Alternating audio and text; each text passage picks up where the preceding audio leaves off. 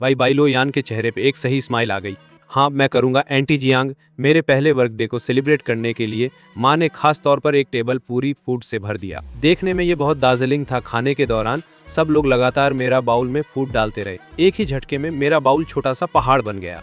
कि मुझे पता था कि ये मेरे फैमिली की गुड इंटेंशन है, इसलिए मैंने रिफ्यूज नहीं किया। बाई लुओ यान ने बाय बाय कहा और चल दी। तो मैंने वॉलंटियरली कहा कि उसे दरवाजे तक ले जाऊं। माँ तो नेचुरली ही बहुत खुश हो गई। जैसे ही हम दरवाजा निकले, बाई लुओ यान ने नेचुरली ही मेरा हाथ पकड़ लिया। मैंने हाथ नहीं हटाया, मैंने थोड़ा फिंगर्स बंद कर करके बाई लुओ यान के फिंगर्स के साथ इंटरट्वाइन कर दिया। जियांग फैमिली के घर के सामने छोटे पाथ पर चलते हुए बाई लुओ यान ने अचानक मेरा नाम बुलाया, जियांग चेन। मैं उसकी तरफ देखा। बाई लुओ यान हिचकिचाई, बोलना चाहती थी पर रुक गई। अगर कंपनी में कोई डिफिकल्टी आए तो मैं उसे इंटरप्ट कर दिया, डोंट वरी। तो मैं ऐसा टाइप नहीं हूँ जो खुद को यूज होने दे। अगर मुझे डिफिकल्टी मिले तो मैं खुद ही सॉल्व करने का वे खोज लूंगा। बाई लुओ यान ने मेरी ओर देखा। काफी टाइम बाद उसने सॉफ्टली सिस फेंकी। वो आगे बढ़ी और मुझे टाइटली हक कर लिया। जियांग चेन, कभी भी मैं सच में चाहती हूँ कि इतना इंडिपेंडेंट ना होता। मेरा बॉडी स्टिफ्ड हो गया। फिर मैंने हाथ बढ़ाया, बाई लुओ यान की कमर को हक किया। डिड यू नो, क्योंकि किसी ने भी मुझे ये बात कभी नहीं कही। बड़े होते हुए मेरे आसपास वाले सब कहते थे कि मैं एक बॉय हूँ। उन्होंने कहा कि थोड़ा इंडिपेंडेंट बन, उनके ऊपर भरोसा ना करना ही बेस्ट है। और बाई लोयान ने मुझको दिल की तकलीफ से भरी नजर से देखा। जियांग चेन, अब से तेरे सामने तू कमजोर भी हो सकता है। क्या तू मेरे ऊपर भरोसा करने की कोशिश करेगा? मैंने उसकी ओर ऊपर देखा। अगर मैं परेशानी पैदा कर दूं तो क्या तू फिर भी मेरे साथ रहेगा? बाई लोयान ने धीरे धीरे एक हल्की में आवाज निकाली, वो अभी भी तेरे साथ रहेगा। तुम्हें हंसी से फूट पड़ा, शब्द नहीं बचे।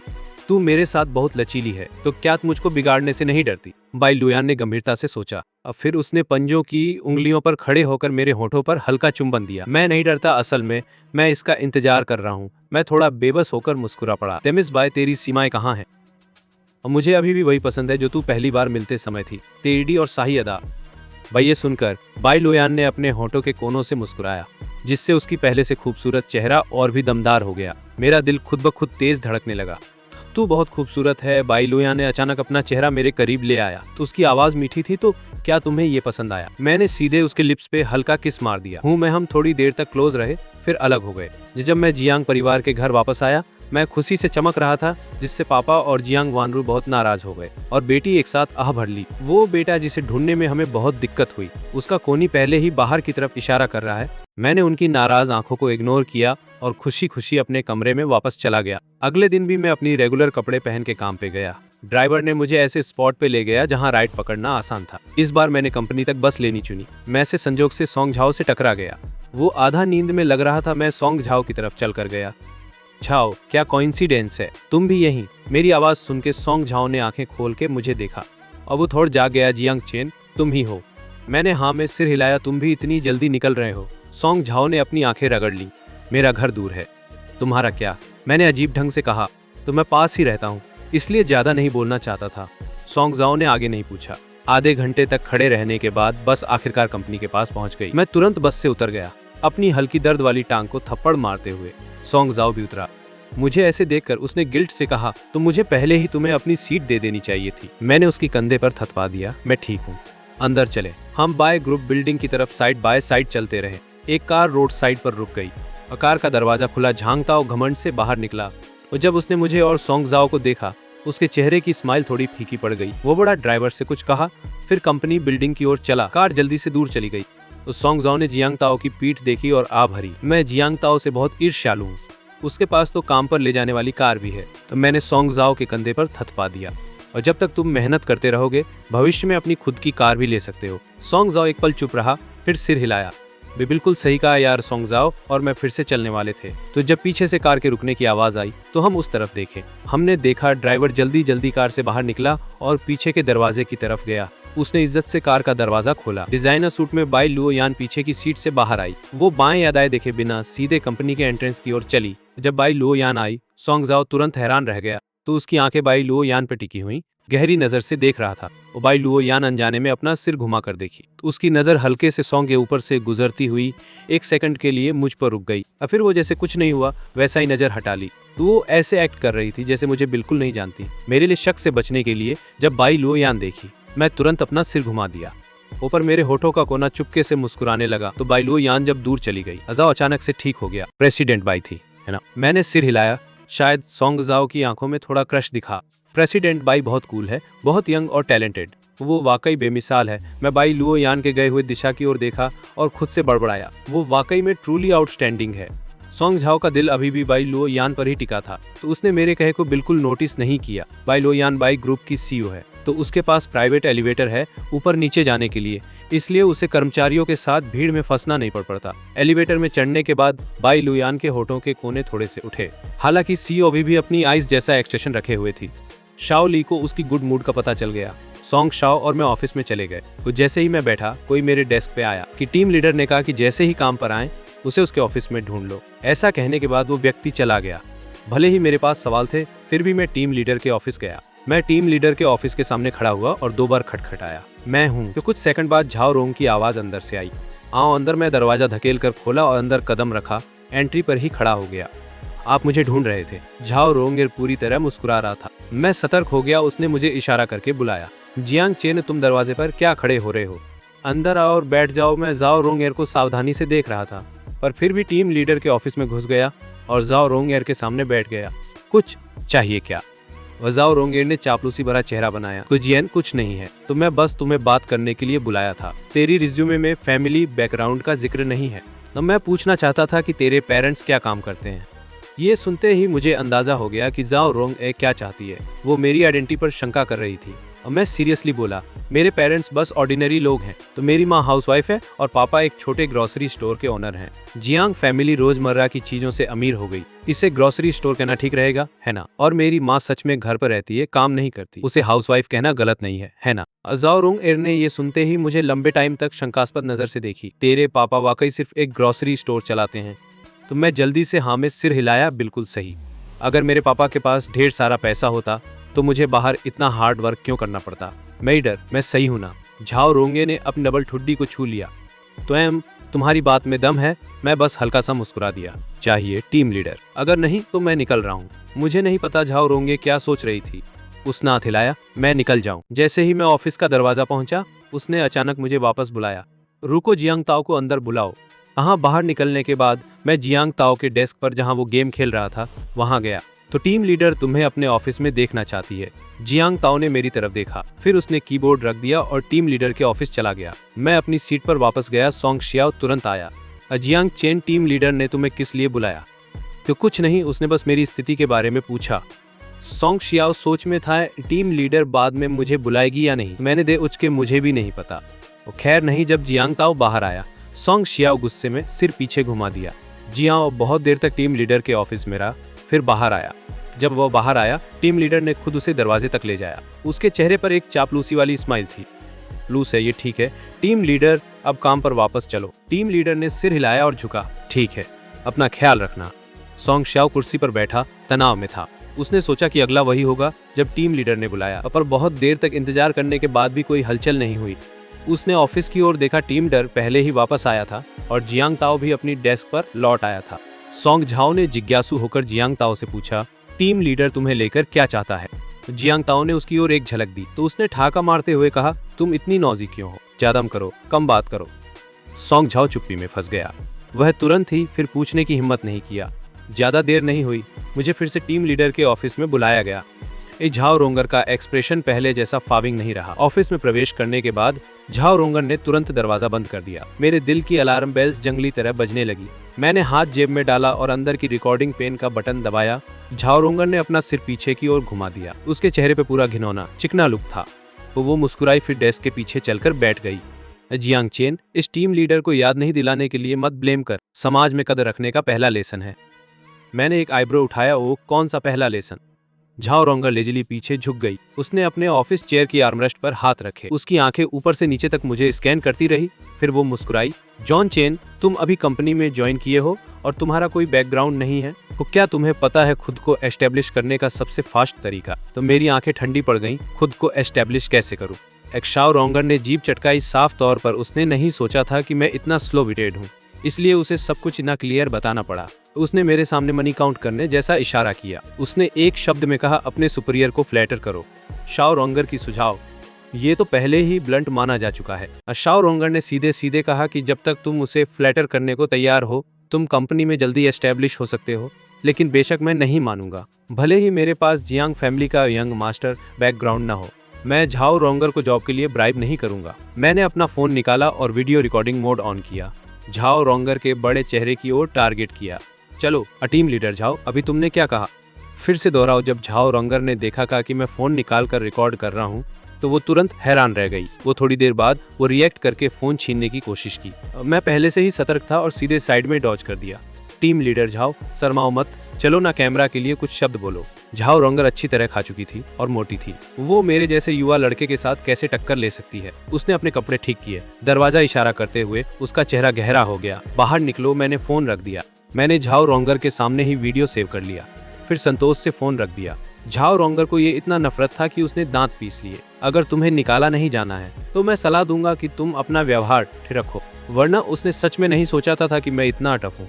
हालांकि उसने अभी तक मेरे साथ कुछ करने का मौका नहीं पाया था। वो अभी भी डर रही थी कि बात बाहर निकल जाए। उसने कूल दिखने की कोशिश की। मैं कुछ नहीं किया, भले ही तुम शिकायत लेटर लिखो, मुझे डरा नहीं है। मैं बेफिक्री से कंधा उचकाया। आजाद होकर कोशिश करो। ऐसा कहने के बाद मैं ऑफिस के दरवाजे की ओर चला गया। जाने से पहले मैं अचानक बोल पड़ा, सही है, मैं तुम्हें बताना भूल गया।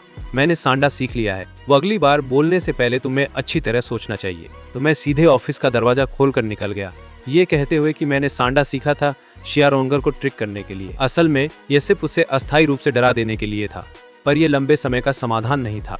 मेरी डेस्क पर वापस आते ही सोंग जाओ की चिंतित आवाज सुनाई दी। चेन, तुम ठीक हो? मैंने उससे वापस पूछा। मैं ठीक हूँ। क्यों? सोंग जाओ की आंखें झिलमिलाईं। कुछ नहीं, मैं सिर्फ डर रहा था कि टीम लीडर तुम्हारे साथ कुछ कर देगा। अच्छा है कि तुम ठीक हो। मैंने वो सुनकर मुस्कुरा दिया। अगर टीम लीडर तुम्हें अकेले ऑफिस बुलाए तो सावधान रहना, याद रखना। तो सोंग जाओ के चेहरे पर उलझन भरी अभिव्यक्ति थी। किस चीज से सावधान रहना? मैं नहमी करके कहा। मैं नहीं मानता कि टीम लीडर अच्छा इंसान है। शेफ में बस सावधान रहना, खुद को फायदेमंद न बनने देना। सोंग जाओ ने सिर हिलाया। उसी झाओ रोंगर बाहर आया। मैं इमीडिएटली अपनी सीट पर वापस गया। जब झाओ रोंगर ऑफिस से बाहर निकली, उसकी नजर कुछ सेकंड मेरे ऊपर ठहरी। अब फिर उसके होठों पर एक ठंडी स्माइल आ गई। तो वो एक आदमी की डेस्क के पास गई, उससे कुछ शब्द बोले, फिर खुशी खुशी निकल गई। तो मैं अभी भी सोच रहा था कि सेल्स डिपार्टमेंट इतना बजी क्यों है, जबकि मैं इतना आइडल हूँ। एक आदमी अचानक मेरी डेस्क के पास खड़ा हो गया। फाइल रूम में जाओ और कुछ डॉक्यूमेंट्स वापस ले आओ। मैंने सोचा आखिरकार मुझे कुछ काम मिला है, इसलिए नोट किया। मैं उस आदमी के पीछे फाइल रूम तक गया डॉक्यूमेंट्स लेने के लिए। लगभग 10 मिनट बाद मैं एक बड़ी स्टैक डॉक्यूमेंट्स लेकर वापस आया। वह बहुत ऊंचा और बहुत भारी था, लेकिन उस आदमी की मदद करने की कोई इंटेंशन नहीं था। उसने मुझे वो बड़ा बॉक्स अकेले ही ले जाने को कहा। खुशकिस्मती से मैंने पहले भी बहुत भारी लिफ्टिंग कर ली है। डॉक्यूमेंट्स वापस लाने के बाद उस आदमी ने मुझे अगला टास्क दिया। उसका मतलब था कि दिन के अंत से पहले मुझे अभी लाए हुए डॉक्यूमेंट्स को सॉर्ट करना पूरा करना है। तो मैं बड़े बॉक्स में रखे डॉक्यूमेंट्स को देखा, फिर उस काली फेस वाले आदमी को देखा। आदमी की आवाज बहुत ठंडी थी। सब कुछ? तो तुम इसे सॉर्ट किए बिना घर नहीं जा सकते? मैंने और कोई सवाल नहीं पूछा। मैं चुपचाप काम शुरू कर दिया, क्योंकि मैं काम से एकदम अनफेमिलियर था। मेरी प्रोग्रेस बहुत स्लो थी। तो मेरे बगल बैठे आलसी जियांग ताओ और सोंग झाओ से तुलना करे तो मैं वाकई बहुत ज्यादा बिजी था। सोंग झाओ कई बार मदद करने की कोशिश करता रहा, पर हमेशा जियांग ताओ की तनभरी बातें सुननी पड़ती थी। ऐसा देखते ही मैंने सोंग झाओ की दयालु ऑफर को सीधे ही रिजेक्ट कर दिया और सोंग झाओ भी जल्दी से अपना काम ले लिया। लेकिन वो बस साधारण छोटे छोटे काम थे। तो जियांग ताओ की बात करें तो किसी ने भी उसकी मदद नहीं मांगी। तो वो या तो गेम खेल रहा था या सॉकर देख रहा था। तो मेरे मुकाबले जियांग ताओ ऐसा नहीं लग रहा था जैसे वो काम करने आया हो, बल्कि ज्यादा टाइम पास करने आया हो। मैं खुद बहुत बिजी था, तो मेरे पास दूसरों पर ध्यान देने का दिमाग ही नहीं था। मेरे पास लंच के लिए भी टाइम नहीं बचा था और सोंग झाओ के चेहरे पर चिंता साफ दिख रही थी। जियांग चेन, मैं तुम्हारे लिए सैंडविच या कुछ और ले आता हूँ। मैं धन्यवाद में सिर हिलाया। तो ठीक धन्यवाद सोंग झाओ। ऑफिस में लगभग सब लोग निकल चुके थे। मैं अभी भी अपनी डेस्क पर बिजी था। जब झाओ रोंगर अपने ऑफिस से बाहर आई और इस सीन को देखा तो उसके होठों का कोना बड़ी खुशी से ऊपर उठ गया। अरे जियांग चेन, बेइज्जती करने का यही नतीजा है। इंटर्नशिप खत्म होने से पहले देख ले कैसे मैं तुझे टॉर्चर करूंगा। तो मैं पक्का तुझे आज्ञाकारी बनाकर मेरे पास आने और मेरे को चापलूस करने के लिए मजबूर कर दूंगा। और मैं आखिरकार दिन खत्म होने से पहले उस डॉक्यूमेंट्स की बॉक्स को सॉर्ट कर ली। मैं राहत की एक बड़ी सांस ली। तो वो आदमी जिसने दिन मुझे डॉक्यूमेंट्स हैंडल करने को कहा था अभी भी अपनी डेस्क पर बैठा था। मैं सीधे ही डॉक्यूमेंट्स ले आया और डॉक्यूमेंट्स का सॉर्टिंग खत्म हो गया। अब टाइम हो गया है, तो मैं अभी काम से निकल रहा हूँ। उस मर्द सहकर्मी को बोलने का मौका भी नहीं दिया। मैं सीधे अपनी सीट पर वापस चला गया।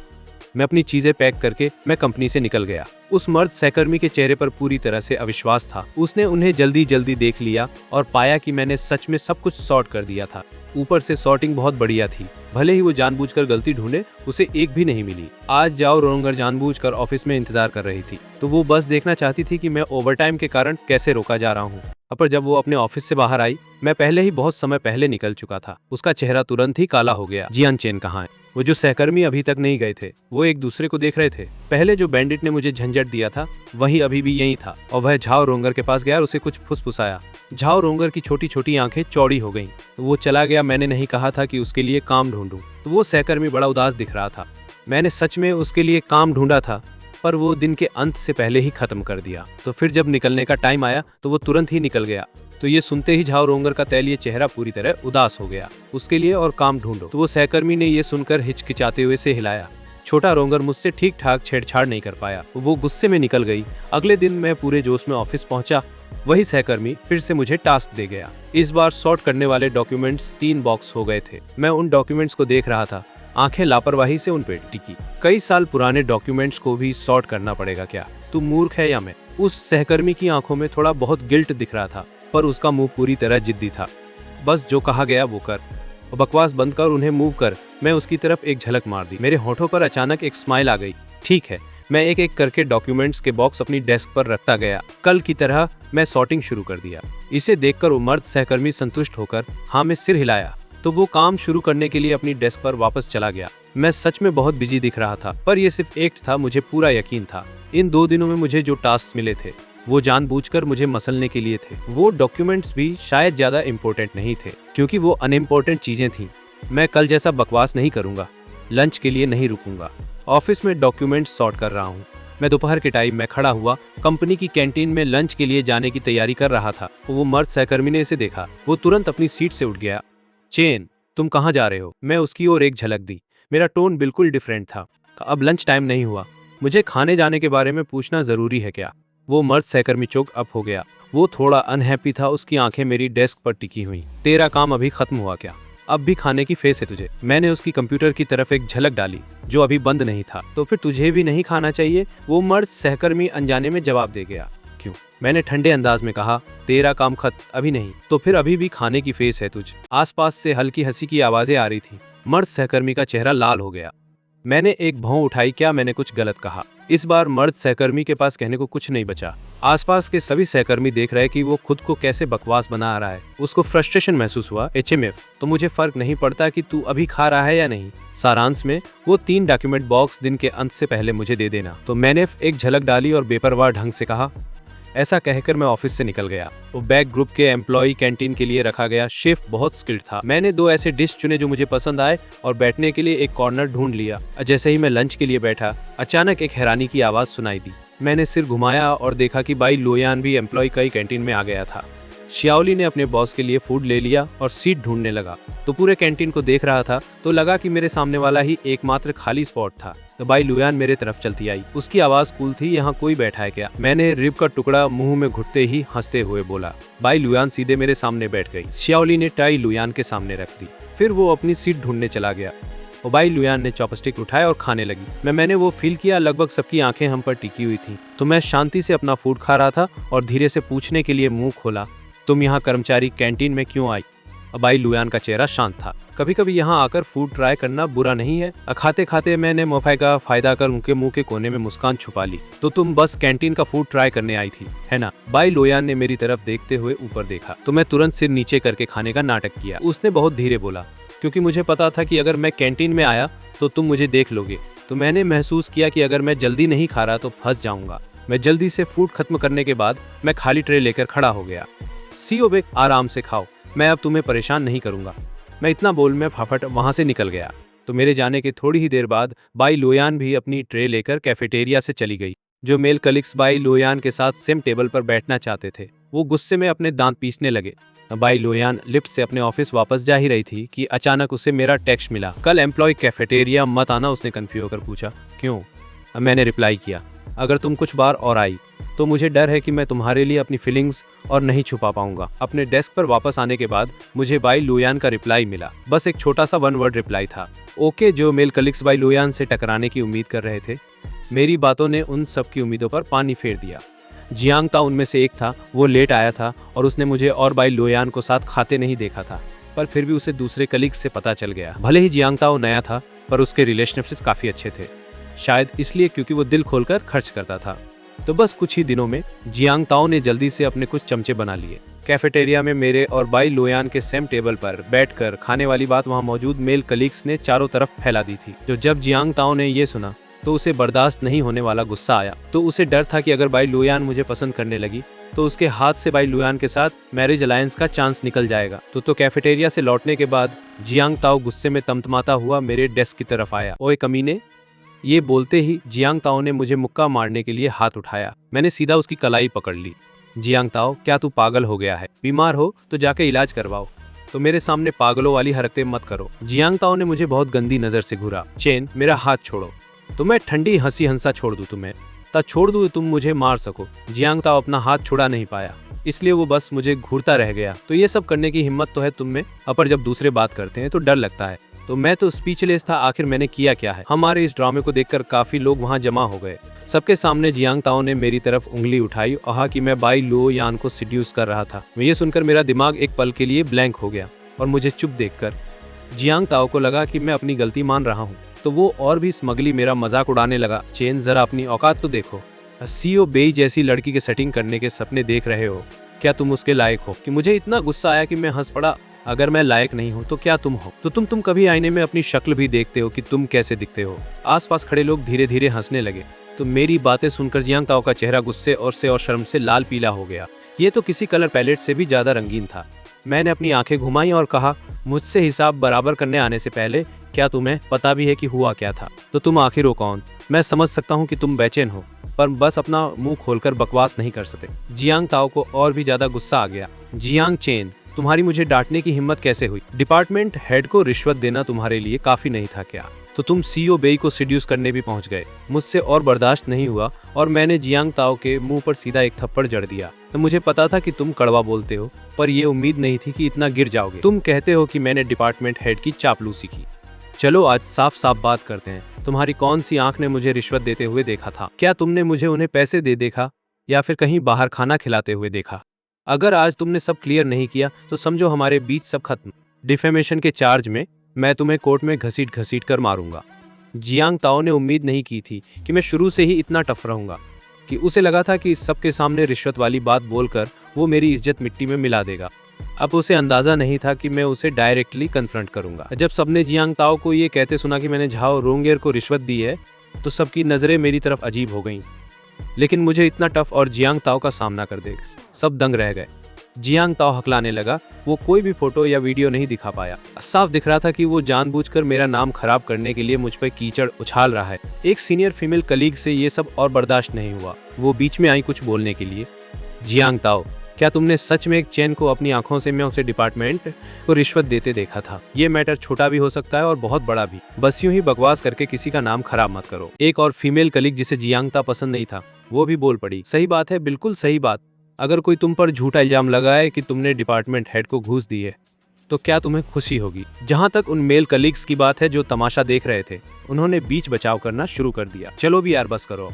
वो हम सब एक ही डिपार्टमेंट में हैं। हमें हर रोज एक दूसरे की शक्ल देखनी है। मैंने उस मेल कलीग की तरफ देखा जो बीच बचाव कर रहा था और एक ठंडी हंसी हंसा। तो अगर मैं दूसरों से कहूँ कि तुम असमौल हो, तो क्या तुम्हें खुशी होगी? हर मर्द को असमौला कहे जाने से फर्क पड़ता है। मेरी इस एक लाइन ने उस मेल कलीग का मुंह बंद कर दिया। कि कुछ और मेल कलीग्स जो बीच में बोलना चाहते थे, ये सुनकर उन्होंने भी अपना मुंह बंद कर लिया। मैंने जियांग ताओ की तरफ देखा। वो डर के मारे पहले ही पीला पड़ चुका था। मैंने उसका हाथ झटक दिया और डोमिनेटिंग अंदाज में कहा, मुझसे माफी मांगो। जियांग ताओ को तो अपनी आंखों पर यकीन नहीं हो रहा था। तो उसने मेरी तरफ देखा और पूछा, तुम चाहते हो कि मैं तुमसे माफी मांगू? बेसिस पर मैं ठंडी हंसी हंसा और पलटकर जवाब दिया, तुमने मुझ पर कीचड़ उछाला है, क्या तुम्हें माफी मांगने की जरूरत नहीं है? जियांग ताओ बिल्कुल भी माफी नहीं मांगना चाहता था। ठीक उसी मोमेंट पर झाओ रोंगेर अपने ऑफिस से बाहर आई। तो ये सब क्या चल रहा है? सब लोग यहाँ भीड़ लगाकर क्यों खड़े हैं? क्या करने के लिए काम कम पड़ गया है। तमाशा देख रहे लोग तितर बितर हो गए। मौके पर सिर्फ मैं और झांग ताओ बचे थे। झाओ रोंगेर की नजर हम पर पड़ी और फिर उसने तुरंत मुझे डांटना शुरू कर दिया। जियांग चेन, फिर से तुम ही प्रॉब्लम क्रिएट कर रहे हो।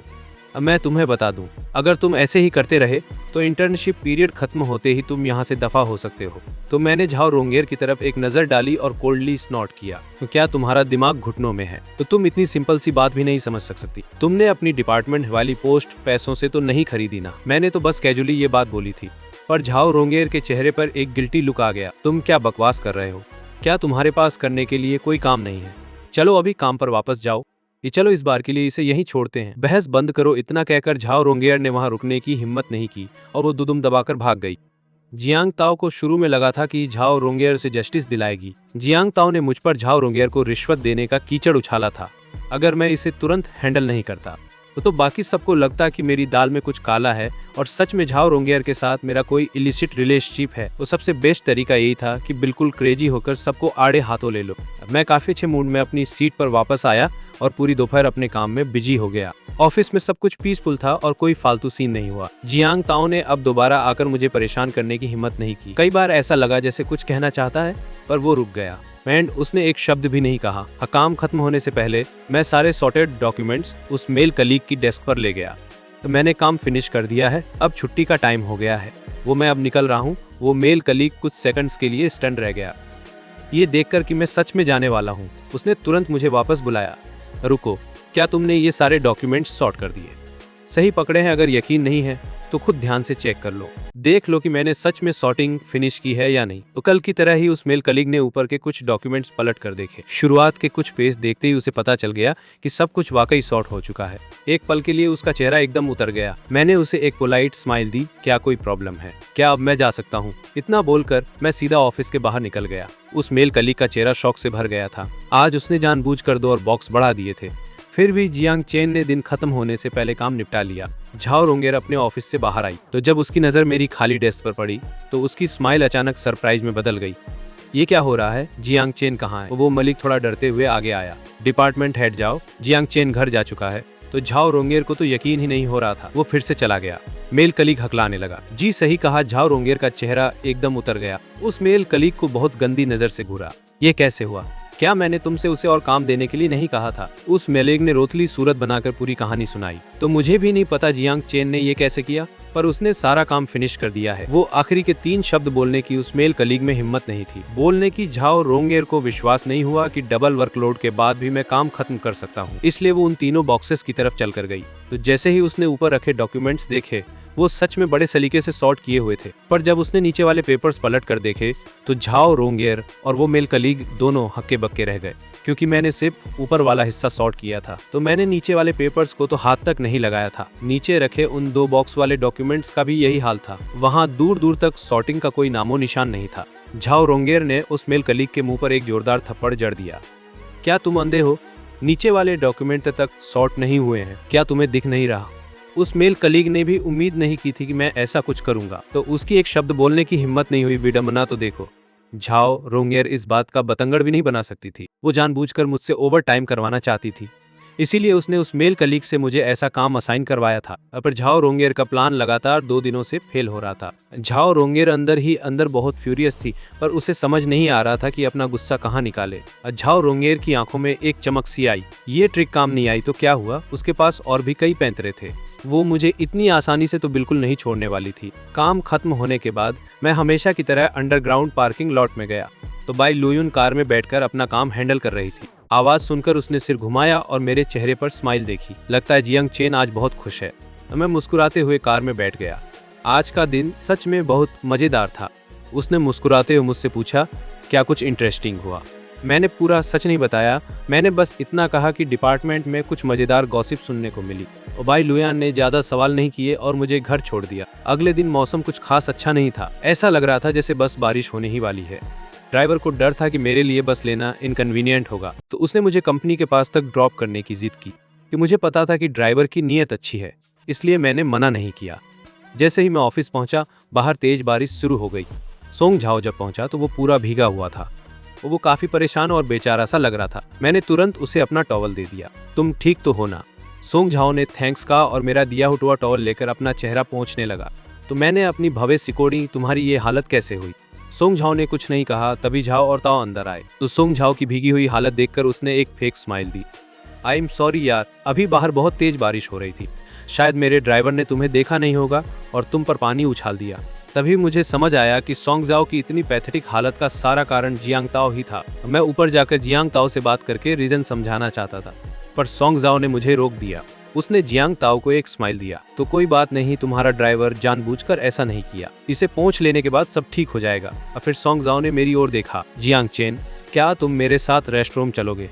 मैंने सिर हिलाया और सोंग झाओ के पीछे रेस्टरूम की तरफ चल पड़ा।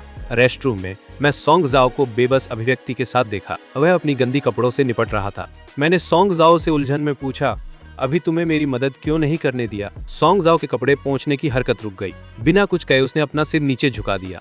तो काफी देर बाद सोंग झाओ आखिरकार बोला, जियांग चेन, मुझे पता है तुम अच्छा सोचते हो, पर हमारी स्थिति में हम जियांग ताओ को ऑफेंड नहीं कर सकते। मैंने मुंह खोला पर शब्द नहीं मिल रहे थे। सोंग झाओ की अभी की हालत ने मुझे मेरे फॉर्मर सेल्फ की शैडो दिखा दी।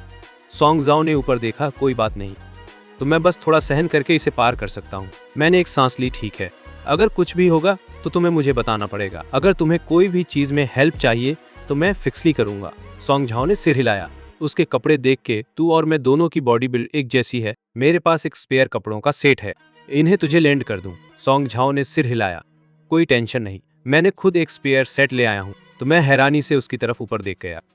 सोंग झाओ मुस्कुराया, इंटरव्यू वाले दिन आइडिया तुम ही दिया था। मैं सिर हिलाया, बुरा नहीं, तैयार रहना अच्छा है। तो मैं सोंग झाओ के साथ उसके कपड़े बदलने गया। फिर हम बाहर निकले। कल जो हुआ उसके बाद वो मर्द सहकर्मी आज ट्रबल ढूंढने नहीं आया। मुझे कुछ नॉर्मल टास्क सौंपे गए, मैंने सब पूरे करके एक्सपेक्टेशन से भी आगे निकल गया। शिफ्ट खत्म करने से पहले मैंने खिड़की के बाहर अभी भी गिरती भारी बारिश को देखा। मैं अपने सामान पैक कर रहा था। निकलने की तैयारी में झाओ रोंगर अपने ऑफिस से बाहर आई तो उसकी नजर मुझसे गुजरते ही उसकी पिंकी हुई आंखों में एक कैलकुलेटिंग चमक झलक गई। आओ यार, एक पल रुक जाओ, तो मेरे पास कुछ बातें कहनी है। सब लोग जो कर रहे थे वो बंद करो। तो सिर्फ झाओ रोंगर को सुन पाए थे कि 3 नए इंटर्न हमारे डिपार्टमेंट में कुछ ही दिन से हैं। आज रात मैंने रेस्टोरेंट में एक प्राइवेट रूम बुक कर ली है, जहां उनके लिए वेलकम पार्टी रखूंगा। सबको क्या लग रहा है? सबकी आंखों में असंतोष की झलक थी, पर झाओ रोंगर के सामने उन्हें कुछ कहने की हिम्मत नहीं की। सिर्फ झाओ रोंगर के लेकियों ने ही आवाज उठाई। झाओ रोंगर की नजर मुझ पड़ी। वेलकम पार्टी तुम्हारे तीनों के लिए है, तो तुम डिसरेस्पेक्टफुल नहीं होंगे? जियांग ताओ ने मुस्कुराते हुए कहा, बिल्कुल नहीं सोंग झाओ, तो तुम फ्यूज नहीं करोगे, है ना? सोंग झाओ ने जियांग ताओ की नजर से टकराई और फिर उसने तुरंत अपना सिर नीचे झुका दिया। और फिर चलो, मेरा सच में जाने का मन नहीं था, पर सोंग झाओ और जियांग ताओ दोनों जा रहे थे। झाओ रोंग ये सब जानबूझकर कर रही थी। अगर मैं इस बार नहीं जाती तो वो बाद में मेरे लिए प्रॉब्लम्स खड़ी कर देती। मैंने स्माइल किया और सिर हिलाया, ठीक है, तो फिर चलते हैं। झाओ रोंग के चेहरे की स्माइल और भी बढ़ गई। पूरा ग्रुप नीचे चला गया। तो बाहर अभी भी बारिश हो रही थी।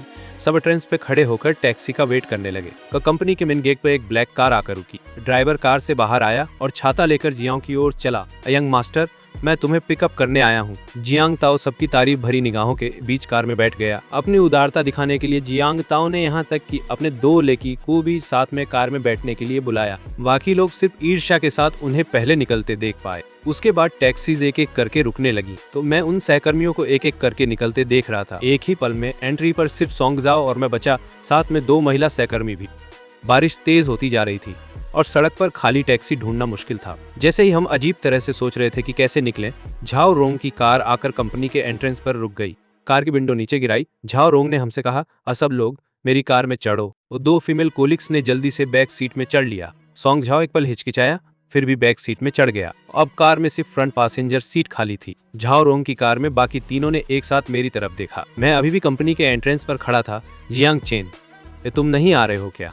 मैं तो बिल्कुल भी अंदर नहीं जाना चाहता था।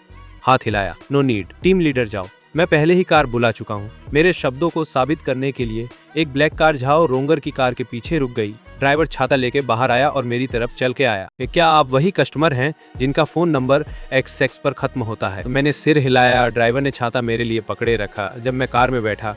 फिर ड्राइवर की सीट की ओर गया कि जब ड्राइवर ने देखा कि झाओ रोंगर की कार निकलने की कोई इरादा नहीं रखती, तो उसने कुछ बार हॉर्न बजाया। झाओ रोंगर का एक्सप्रेशन ठीक नहीं था, फिर भी उसने अनिच्छा से कार चलाकर चली गई। मेरी कार में ड्राइवर गर्व से बोला, दूसरा छोटू, मेरी एक्टिंग तो बढ़िया थी, है ना? मैं मुस्कुराया और सिर हिलाया। बहुत बढ़िया, बहुत रियलिस्टिक। ड्राइवर थोड़ा सैलू दिखा, पर उसकी अभिव्यक्ति जल्दी ही सीरियस हो गई। छोटू, क्या तुम वाकई उस वेलकम पार्टी में जाना चाहते हो? मैंने सिर हिलाया। ये तो बस एक वेलकम पार्टी है, तो कोई दिक्कत नहीं। मैं बस तुम्हें गैराज मेरा मैसेज आने तक वेट करने के लिए पेश करूंगा। ड्राइवर तुरंत बोला, कोई प्रॉब्लम नहीं, मैं तो सब ठीक मानता हूँ। मैंने सिर हिलाया। भाई लुओ यान को टेक्स्ट कर रहा था। इसी वक्त लुओ यान को आज रात ओवरटाइम करना पड़ा। मैं अभी तक उसे बताने का मौका भी नहीं मिला था कि मुझे वेलकम पार्टी में जाना है, जब मुझे मैसेज आया कि वो मेरे साथ घर नहीं आ सकेगी। एक पल सोचा और अभी के लिए इसे छुपाने का फैसला किया। अझाओ रोंगर ने पहले ही रेस्टोरेंट में प्राइवेट रूम बुक कर ली थी। लग रहा था जैसे वो अपनी वेल्थ दिखा रही थी। उसने सिटी ए में एक काफी फेमस रेस्टोरेंट बुक किया था। बिजनेस डिपार्टमेंट के स्टाफ सब हैरान रह गए। ये बस एक स्वागत पार्टी है, क्या इसे इतना ग्रैंड बनाना जरूरी है? पूरा ग्रुप बड़ी टेबल के चारों ओर भीड़ बना रहा था। झाओ रोंगर के साथ बैठने से बचने के लिए मैंने पहले ही सोंग झाओ को साइड पर बिठा लिया था और जियांग ताओ झाओ रोंगर के ठीक बगल में बैठा था। मुझे नहीं पता ये मेरी कल्पना थी या नहीं, पर मुझे लगा कि झाओ रोंगर जियांग ताओ से थोड़ा सावधान लग रही थी। मैं सावधानी से झाओ रोंगर पर नजर रख रहा था। सबने ऑर्डर कर लेने के बाद झाओ रोंगर खड़ी हुई और अपना गिलास उठाया। बाकी सब भी एक करके अपना अपना गिलास उठाए। मुझे भी अपना गिलास उठाना ही पड़ा। झाओ रोंग ने कुछ मीठी बातें कहीं, फिर सबको ड्रिंक करने के लिए दबाव डालना शुरू कर दिया। झाओ रोंग के टीम लीडर पोजीशन की इज्जत में हिम्मत नहीं की रिफ्यूज करने की। मैं ही नहीं ड्रिंक किया, मैंने गिलास वहीं नीचे रख दिया जैसे ही उठाया था। जियांग ताओ ने ये देखा, फिर उसने सरकास्टिक टोन में बोलना शुरू किया, तो जियांग चेन, तुम ड्रिंक को नहीं कर रहे, ये ज्यादा अच्छा नहीं लग रहा।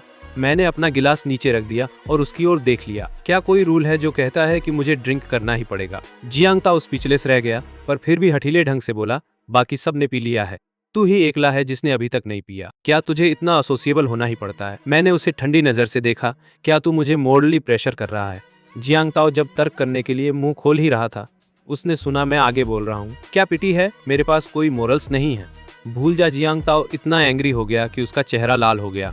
जियांग चेन झाओ रोंग ने ये देखा और तुरंत खड़े होकर मेडिएट करने लगा। जियांग चेन, आखिरकार आज की पार्टी तुम लोगों के लिए ही तैयार की गई थी, थोड़ी इज्जत दे यार, एक ड्रिंक ले ले। ठीक है। मैंने उसकी तरफ झटपट देख लिया। क्या मुझे ये गिलास पीना पड़ेगा? तो झाओ रोंग के चेहरे की मुस्कान वैसी ही रही, लेकिन उसकी आवाज में एक धमकी का इशारा था। अगर अभी भी इस डिपार्टमेंट में काम करना है तो यकीनन मेरे फीलिंग्स को पूरी तरह नजरअंदाज नहीं करोगे, है ना? मैंने झाओ रोंग को एक झटपट देखा और सिर हिलाया। पेपर टेबल पे वाला गिलास नहीं उठाया। उसके बजाय मैंने वो वाइन के गिलास में एक पिल फेंक दी। फिर मैंने पिल की पैकेट टेबल पर रख दी। नजदीक बैठे लोग सब देख सकते थे दवा का नाम सेफा। झाओ रोंग के चेहरे की मुस्कान तुरंत फ्रीज हो गई। जियांग ताओ भी हैरानी से मेरी तरफ देख रहा था। मैंने वो ग्लास उठाया जिसमें सेफा मिलाया था और धीरे धीरे घुमा दिया। टीम लीडर झाओ, क्या मुझे सच में ये ग्लास पीना पड़ेगा? झाओ रोंग की एक्सप्रेशन बहुत ही बुरी थी। उसे यकीन नहीं था कि मैंने ग्लास में जो डाला था वो असल में सेफा है या नहीं। अगर मैं ब्लफ कर रहा हूँ तो, पर अगर सच में अगर वो वाइन वाला ग्लास वाकई में सेफा रखता है तो? झाओ रोंग एयरबस ट्रबल पैदा करना चाहती थी। वो पहले सिर्फ मेरे कुछ इंडिसेंट फोटो लेके मेरी रिप्यूटेशन बर्बाद करना चाहती थी, पर फिर भी अपनी लाइफ की कदर करती थी। तो वो बेट लगाने की हिम्मत नहीं करती, इसलिए फ्रस्ट्रेशन में बस बैठी रह गई। अब और पुश करने की हिम्मत नहीं हुई, तो मैंने ग्लास टेबल पर रख दिया। ना तो पिया ना ही उड़ाला, बस यूं ही वहीं छोड़ दिया। सोंग झाओ मेरे कुल बगल में बैठा था। वो मेरी डोमिनेंट हरकतों को खाली खाली देखता रहा। जियांग चेरी, वो पिल असल में फेक है, तो ये सेफा नहीं है, सही? मैं अपना सिर घुमा के सोंग झाओ की ओर देखा। मेरे मुंह के कोने में एक स्माइल खींच आया। वो सच में सेफा है। मेरे पास मेडिसिन ऑन हैंड रखने की आदत है। सोंग झाओ हैरान रह गया। जियांग चेन, अगर टीम लीडर अभी अभी तुझे वो ग्लास पीने पर जोर देता तो तू क्या कर? मैं सोंग झाओ की ओर देखा जो हिचकिचा रहा था। अगर तू जवाब नहीं देना चाहता तो ठीक है। मैंने कंधे उचके, बात ये नहीं कि मैं जवाब नहीं देना चाहता। अगर झाओ रोंगिया ने सच में अभी मुझे वो ग्लास पीने पर फोर्स किया होता तो मैं रिजाइन कर लेता। सोंग झाओ की आंखें शॉक में फट गई, तो उसने मेरे तरफ अविश्वास से देखा। क्या तुम सच में हो? मैंने गंभीरता से सिर हिलाया, फिर अचानक हंसी फूट पड़ी। ये बिल तो जोक था, ऐसा कुछ नहीं होता। मैं झाओ रोंग के सामने शराब को हटाता हूँ। मेरी टोन आधी मजाकिया आधी सच्ची थी। सोंग झाओ को समझ नहीं आ रहा था कि मैं मजाक कर रहा हूँ या नहीं, क्योंकि उसने मुझे जैसा चाहती थी वैसा नशे में नहीं डुबोया। झाओ रोंग का एक्सप्रेशन ठीक नहीं दिख रहा था। उसने अपनी आंखों से बगल के आदमी को इशारा किया, तो वो मेल कॉलिग समझ गया। उसने जेब से कुछ निकाला और हथेली में पकड़ लिया। और फिर वो गिलास लेकर हमारे तीनों के पास आया। चलो यार, मैं तुम सबको टोस्ट करूंगा। जियांग चेन, तुम अल्कोहल नहीं पी सकते पर सोडा पी सकते हो, है ना? इस बात को कहते हुए वही पुरुष सहकर्मी टेबल से एक खाली ग्लास उठा लिया। अब और तर्क मत करो। अगर जियांग चेन नहीं पीना चाहता तो मैं उसके लिए पी दूंगा। ऐसा कहने के बाद झाओ ने पुरुष सहकर्मी के हाथ से जूस का ग्लास झपट लिया और एक ही घूंट में खत्म कर दिया। वो पुरुष सहकर्मी अभी तक कोई रिएक्शन भी नहीं दिखा पाया था। सोंग झाओ ने पहले ही ड्रिंक खत्म कर दिया था कि मैंने देखा कि वो मर्द सहकर्मी अनजाने में झाओ रोंग को एक झलक दे रहा था, तो मुझे लगा कि ये मामला डेफिनेटली आसान नहीं है। झाओ जाओ ने जूस पीते ही थोड़ा देर नहीं लगा, उसे चक्कर आने लगे। उसने सिर हिलाया पर फिर भी थोड़ा लाइट हेडेड महसूस हुआ। मैं झाओ जाओ की हालत देख रहा था, जबकि चुपके से झाओ रोंगे की ओर देख रहा था। पहले टोस्ट करने आया वो मर्द सहकर्मी झाओ रोंग को कुछ कह रहा था। मैं यहाँ और नहीं रह सकता था। मैं अचानक खड़ा हो गया। सबकी आंखें एक साथ मुझ पर टिकी। सोंग झाओ की तबीयत ठीक नहीं है ब्रो, पहले हम निकलते हैं, क्योंकि हम ही एकमात्र हैं जो पार्टी में एक भी ड्रिंक नहीं पिए थे। मैं झटपट चल पड़ा। जाओ रोंग यार या बाकी लोग मुझे रोक भी नहीं पाए। मैं पहले ही सोंग झाओ को रेस्टोरेंट से बाहर निकाल लिया था। नीचे जाने से पहले मैंने अपने परिवार के ड्राइवर को पहले ही मैसेज कर दिया था। जब मैं आधा सोंग झाओ को बाहर ले जा रहा था, ड्राइवर ने पहले ही कार को एंट्री तक खींच ली थी। मैं सोंग झाओ को बैक सीट में ठंडी सी फेस के साथ बिठा दिया, तो मैंने ड्राइवर को कहा कि हॉस्पिटल चल दे। ड्राइवर ने देर करने की हिम्मत नहीं की और गैस पे पैर रख दिया। कार सबसे नजदीकी हॉस्पिटल की ओर तेजी से बढ़ी। सोंग जाओ को इमरजेंसी रूम में ले जाया गया। मैंने डॉक्टर से सोंग जाओ के लिए ब्लड एनालिसिस रिपोर्ट करने को भी सावधानी से कहा। डॉक्टर जल्दी ही टेस्ट रिपोर्ट लेकर वापस आया। उसने बताया कि सोंग जाओ के खून में स्लीपिंग पिल के कंपोनेंट्स पाए गए हैं और ड्राइवर और मैं एक दूसरे को देखे। हमारे चेहरे पर ज्यादा हैरानी नहीं थी। इधर आने के रास्ते में मैं पहले ही लगभग 70-80% का अंदाजा लगा चुका था, पर जब डॉक्टर ने असली टेस्ट रिपोर्ट हाथ में लेकर यह बताया तो मैं फिर भी थोड़ा हैरान रह गया। ड्राइवर का हाव भाव पूरी तरह से कड़वा हो गया। जब पता चला कि सोंग जाओ ने मेरी दी हुई वो जूस की गिलास पी ली तो उसका हाव भाव और भी काला हो गया। यंग मास्टर, अब हमें क्या करना चाहिए? मेरी भी फेशियल ठीक नहीं था, पर मैं जल्दी ही कूल हो गया। अभी के लिए सीन नहीं बनाते। भले ही हमारे पास ब्लड रिपोर्ट है, पर इस केस के लिए कोई पक्की साक्ष्य नहीं है। मैंने इसे पूरी तरह से क्लियरली सोचा। मर्द कॉलिग वही था जिसने ड्रिंक में ड्रग डाल दिया, पर मेरे पास कोई प्रूफ नहीं था। और डॉक्टर ने सोंग जाओ को इंजेक्शन दिया और वो घर की राह में ही जाग गया। जैसे ही सोंग जाओ ने आंखें खोली, वो खुद को कार में पाता है। वो तुरंत थोड़ा सावधान हो गया, तो मैंने उसे कंसर्न से पूछा, सोंग जाओ ठीक हो? सोंग जाओ ने सिर घुमाकर मुझे देखा। वो थोड़ा डेजी था। मेरे साथ क्या हुआ? मैंने उसे स्माइल किया। तुम नशे में हो गए तो मैं तुम्हें पहले घर ले जा रहा हूँ। तो तुम कहाँ रहते हो? मैं तुम्हें घर ले चलूंगा। सोंग जाओ ने सिर घुमाकर ड्राइवर को ड्राइवर की सीट में देखा। वो ड्राइवर को देखा, फिर वापस मेरी तरफ देखा कि मैंने समझा कि वो क्या पूछना चाहता है, और चिल्ली से कहा, मैंने राइड शेयर बुक किया। पहले कंपनी एंट्रेंस पर सोंग झाओ रोंगर की कार में बैठा था।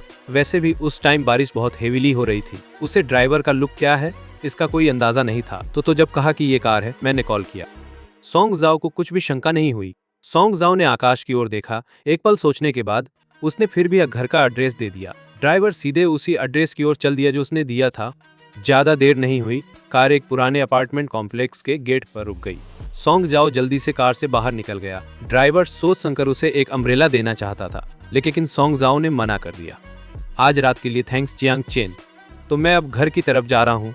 मैं सोंग जाओ को हॉलवे तक ले गया और ड्राइवर को कहा कि वापस मुड़कर घर चले।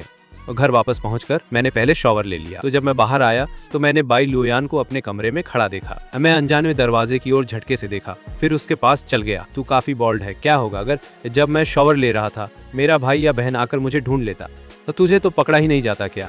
ऐसा कहने के बाद भी मैंने उसे अपनी बाहों में ले लिया। तो बाई लुया होठों के कोने हल्के से ऊपर की ओर मुड़ गए जब उसने मेरी गर्दन के चारों ओर बाहें लपेट ली। इतनी देर से वापस क्यों आ गए? मेरे आंखों में एक गिल्ट वाला लुक झलक गया, लेकिन वो बाई लुयान से नहीं छुपा। उसने मेरी ओर देखा और मुस्कुराई, तेरे पास एक सीक्रेट है? तो मैं तुरंत अपना सिर हिला दिया। तो कोई बात नहीं, डिपार्टमेंट ने आज रात बस एक गेट टुगेदर रखा था, तो तुम्हें परेशान करने से डर रहा था, इसलिए कुछ नहीं कहा। बाई लुयान का एक्सप्रेशन नहीं बदला। तुमने ड्रिंक नहीं की है ना? मैंने तुरंत फिर से सिर हिलाया। बिल्कुल नहीं, अगर तुम मुझ पे भरोसा नहीं करते तो सूंघ भी सकते हो। मैं मुंह खोलकर बाई लुयान के चेहरे के पास झुका। खुशकिस्मती से निकलने से पहले मैंने दांत ब्रश कर लिए। बाई लुयान ने सच में सिर उठाकर चेक किया, पर उसके हाथ ने मेरा चेहरा थाम लिया और फिर उसके होंठ नीचे आए। तो चुंबन खत्म होते ही बाई लुयान थोड़ी सांस लेती हुई रह गई। मेरे जियांग चेन के लिए एक रिवॉर्ड। तो मैं बेबस महसूस कर रहा था। तुम्हारा एक्सक्यूज बहुत ही अजीब है। मैं अभी के लिए इसे मान लेता हूँ। असल में जैसे ही बाई लुओ यानफू परिवार के घर वापस गई और मेरे कमरे की लाइट बंद देखी, उसने किसी को मेरी स्थिति पता करने को कहा। पता चलने के बाद मैं एक गेट टुगेदर में था। बाई लुओ यान ने आगे कुछ नहीं पूछा। अभी अभी वो सिर्फ मुझसे मिलने आना चाहती थी। हम कमरे में थोड़ी देर के लिए अफेक्शन दिखा रहे थे तो बाई लुओ यान को अपनी स्टडी में वापस जाना पड़ा। मेरे लिए मैं जाओ रोंग के मैटर को कैसे सॉल्व करूं, इस बारे में सोच रहा था। सबसे बेस्ट और डायरेक्ट तरीका होगा कि बाई लुओ यान इसे हैंडल करे, पर मैं खुद रिवेंज लेना पसंद करता हूँ। तो उस वेलकम पार्टी के बाद झाओ रोंग और उसकी गैंग थोड़े समय तक ठीक ठाक रही। झाओ रोंग ने कोई चाल नहीं चली, इसलिए मैं उसे पकड़ नहीं सका और मैं भी चुपचाप रहना चुना। एक दिन काम खत्म होने से पहले झाओ रोंग ने मुझे ऑफिस में बुलाया। जैसे ही मैं अंदर गया, झाओ रोंग ने बोलना शुरू किया, काम के बाद घर मत जा, मेरे साथ क्लाइंट से मिलने चल। मैंने भौंमें सिकोड़ ली। मेरी आवाज ठंडी थी। टीम लीडर झाओ, ये मेरे जैसे इंटर्न का काम नहीं है। झाओ रोंग ने मेरी ओर देखा और उसके होठों का कोना मुस्कुराने लगा। ठीक है, अगर तुम नहीं जाओगी तो वो सॉन्ग झाओ को मेरे साथ ले जाने को कहेगा। मुझे यकीन है वो बहुत ही तैयार रहेगा और सब ठीक रहेगा। झाओ रोंग के चेहरे पर जीत की झलक दिख रही थी तो वो कुर्सी में आराम से पीछे झुकी। जियांग चेन, तुम्हारे टीम लीडर हमेशा तुम्हें ज्यादा कदर करते रहे हैं, तो तुम सॉन्ग झाओ से थोड़ा ही नहीं, काफी ज्यादा मजबूत हो। तुम अभी भी इंटर्न हो, फिर भी मैं तुम्हें पहले ही क्लाइंट से मिलवा रहा हूँ और ये दिखाता है मैं तुम्हें कितना वैल्यू देता हूँ। ऐसा ट्रीटमेंट सॉन्ग झाओ या जियांग ताओ को नहीं मिलता। तो मैंने कुछ नहीं कहा, पर मेरा चेहरा बहुत ठंडा था। झाओ रोंग को भी कोई दिक्कत नहीं हुई। ठीक है, अब तो तू बाहर निकल सकता है। बाहर निकलने के बाद मैंने ऐसा दिखाया जैसे कुछ भी नहीं हुआ। मैं अपनी डेस्क पर वापस आया। सॉन्ग झाओ जिज्ञासु था। चेन, टीम लीडर तुझे क्यों देखना चाहता था? तो मैं उसकी ओर देखा और अचानक कुछ रहस्यमय कह दिया। अगर झाओ रोंग काम को बहाना बनाकर तुझे डेट पर ले जाना चाहता है तो तू सावधान रहना, समझा? सॉन्ग झाओ ने मुझे खाली खाली देखा। चेन, क्या बात है, इतना टेंशन क्यों ले रहा है? लगता है उस वक्त मेरा चेहरा बहुत गंभीर था। अगर बच सके तो मत जा। ठीक है। सॉन्ग झाओ भी तुरंत सीरियस हो गया। मुझे पता है, लेकिन क्या टीम लीडर झाओ काम को बहाना बनाकर मुझे डेट पर ले जाना चाहेंगे? जियांग चेन, जब तू भी ऑफिस गया, मैंने बीच में टोक दिया। कोई बात नहीं, तू भी देख रहा था। झाओ रोंगे हाल ही में मुझे टारगेट कर रही है। मैंने उसे पहले नाराज कर दिया था। वो बर्दाश्त नहीं कर पाई, इसलिए अभी मुझे बुलाकर डांट पड़ी। सॉन्ग शाओ ने मुझे लंबे टाइम तक देखा, फिर राहत की सांस ली और मुस्कुराया। तो यही था मामला, मैं सोच रहा था कुछ हुआ है। चेन, मेरी जिज्ञासा के लिए मुझे दोषी मत ठहराओ, लेकिन टीम लीडर झाओ हमारा सीधे सुपरवाइजर है। आखिरकार तुम्हें अब उससे टकराना नहीं चाहिए। इंटर्नशिप पास करेंगे या नहीं, अब भी उसके हाथ में है। मैंने सिर हिलाया। ठीक है, मैं जानता हूँ, अब और सावधानी बरतूंगा। सॉन्ग शाओ ने और कुछ नहीं कहा। वह जल्दी से अपनी डेस्क पर वापस चला गया। झाओ की बात जो तुमने बताई थी, वो अभी भी मेरे दिमाग में चल रही थी कि मैं ये भी सोच रहा था कि मैं लोयान को कैसे बताऊं कि मैं उसके साथ घर नहीं जा रहा हूँ।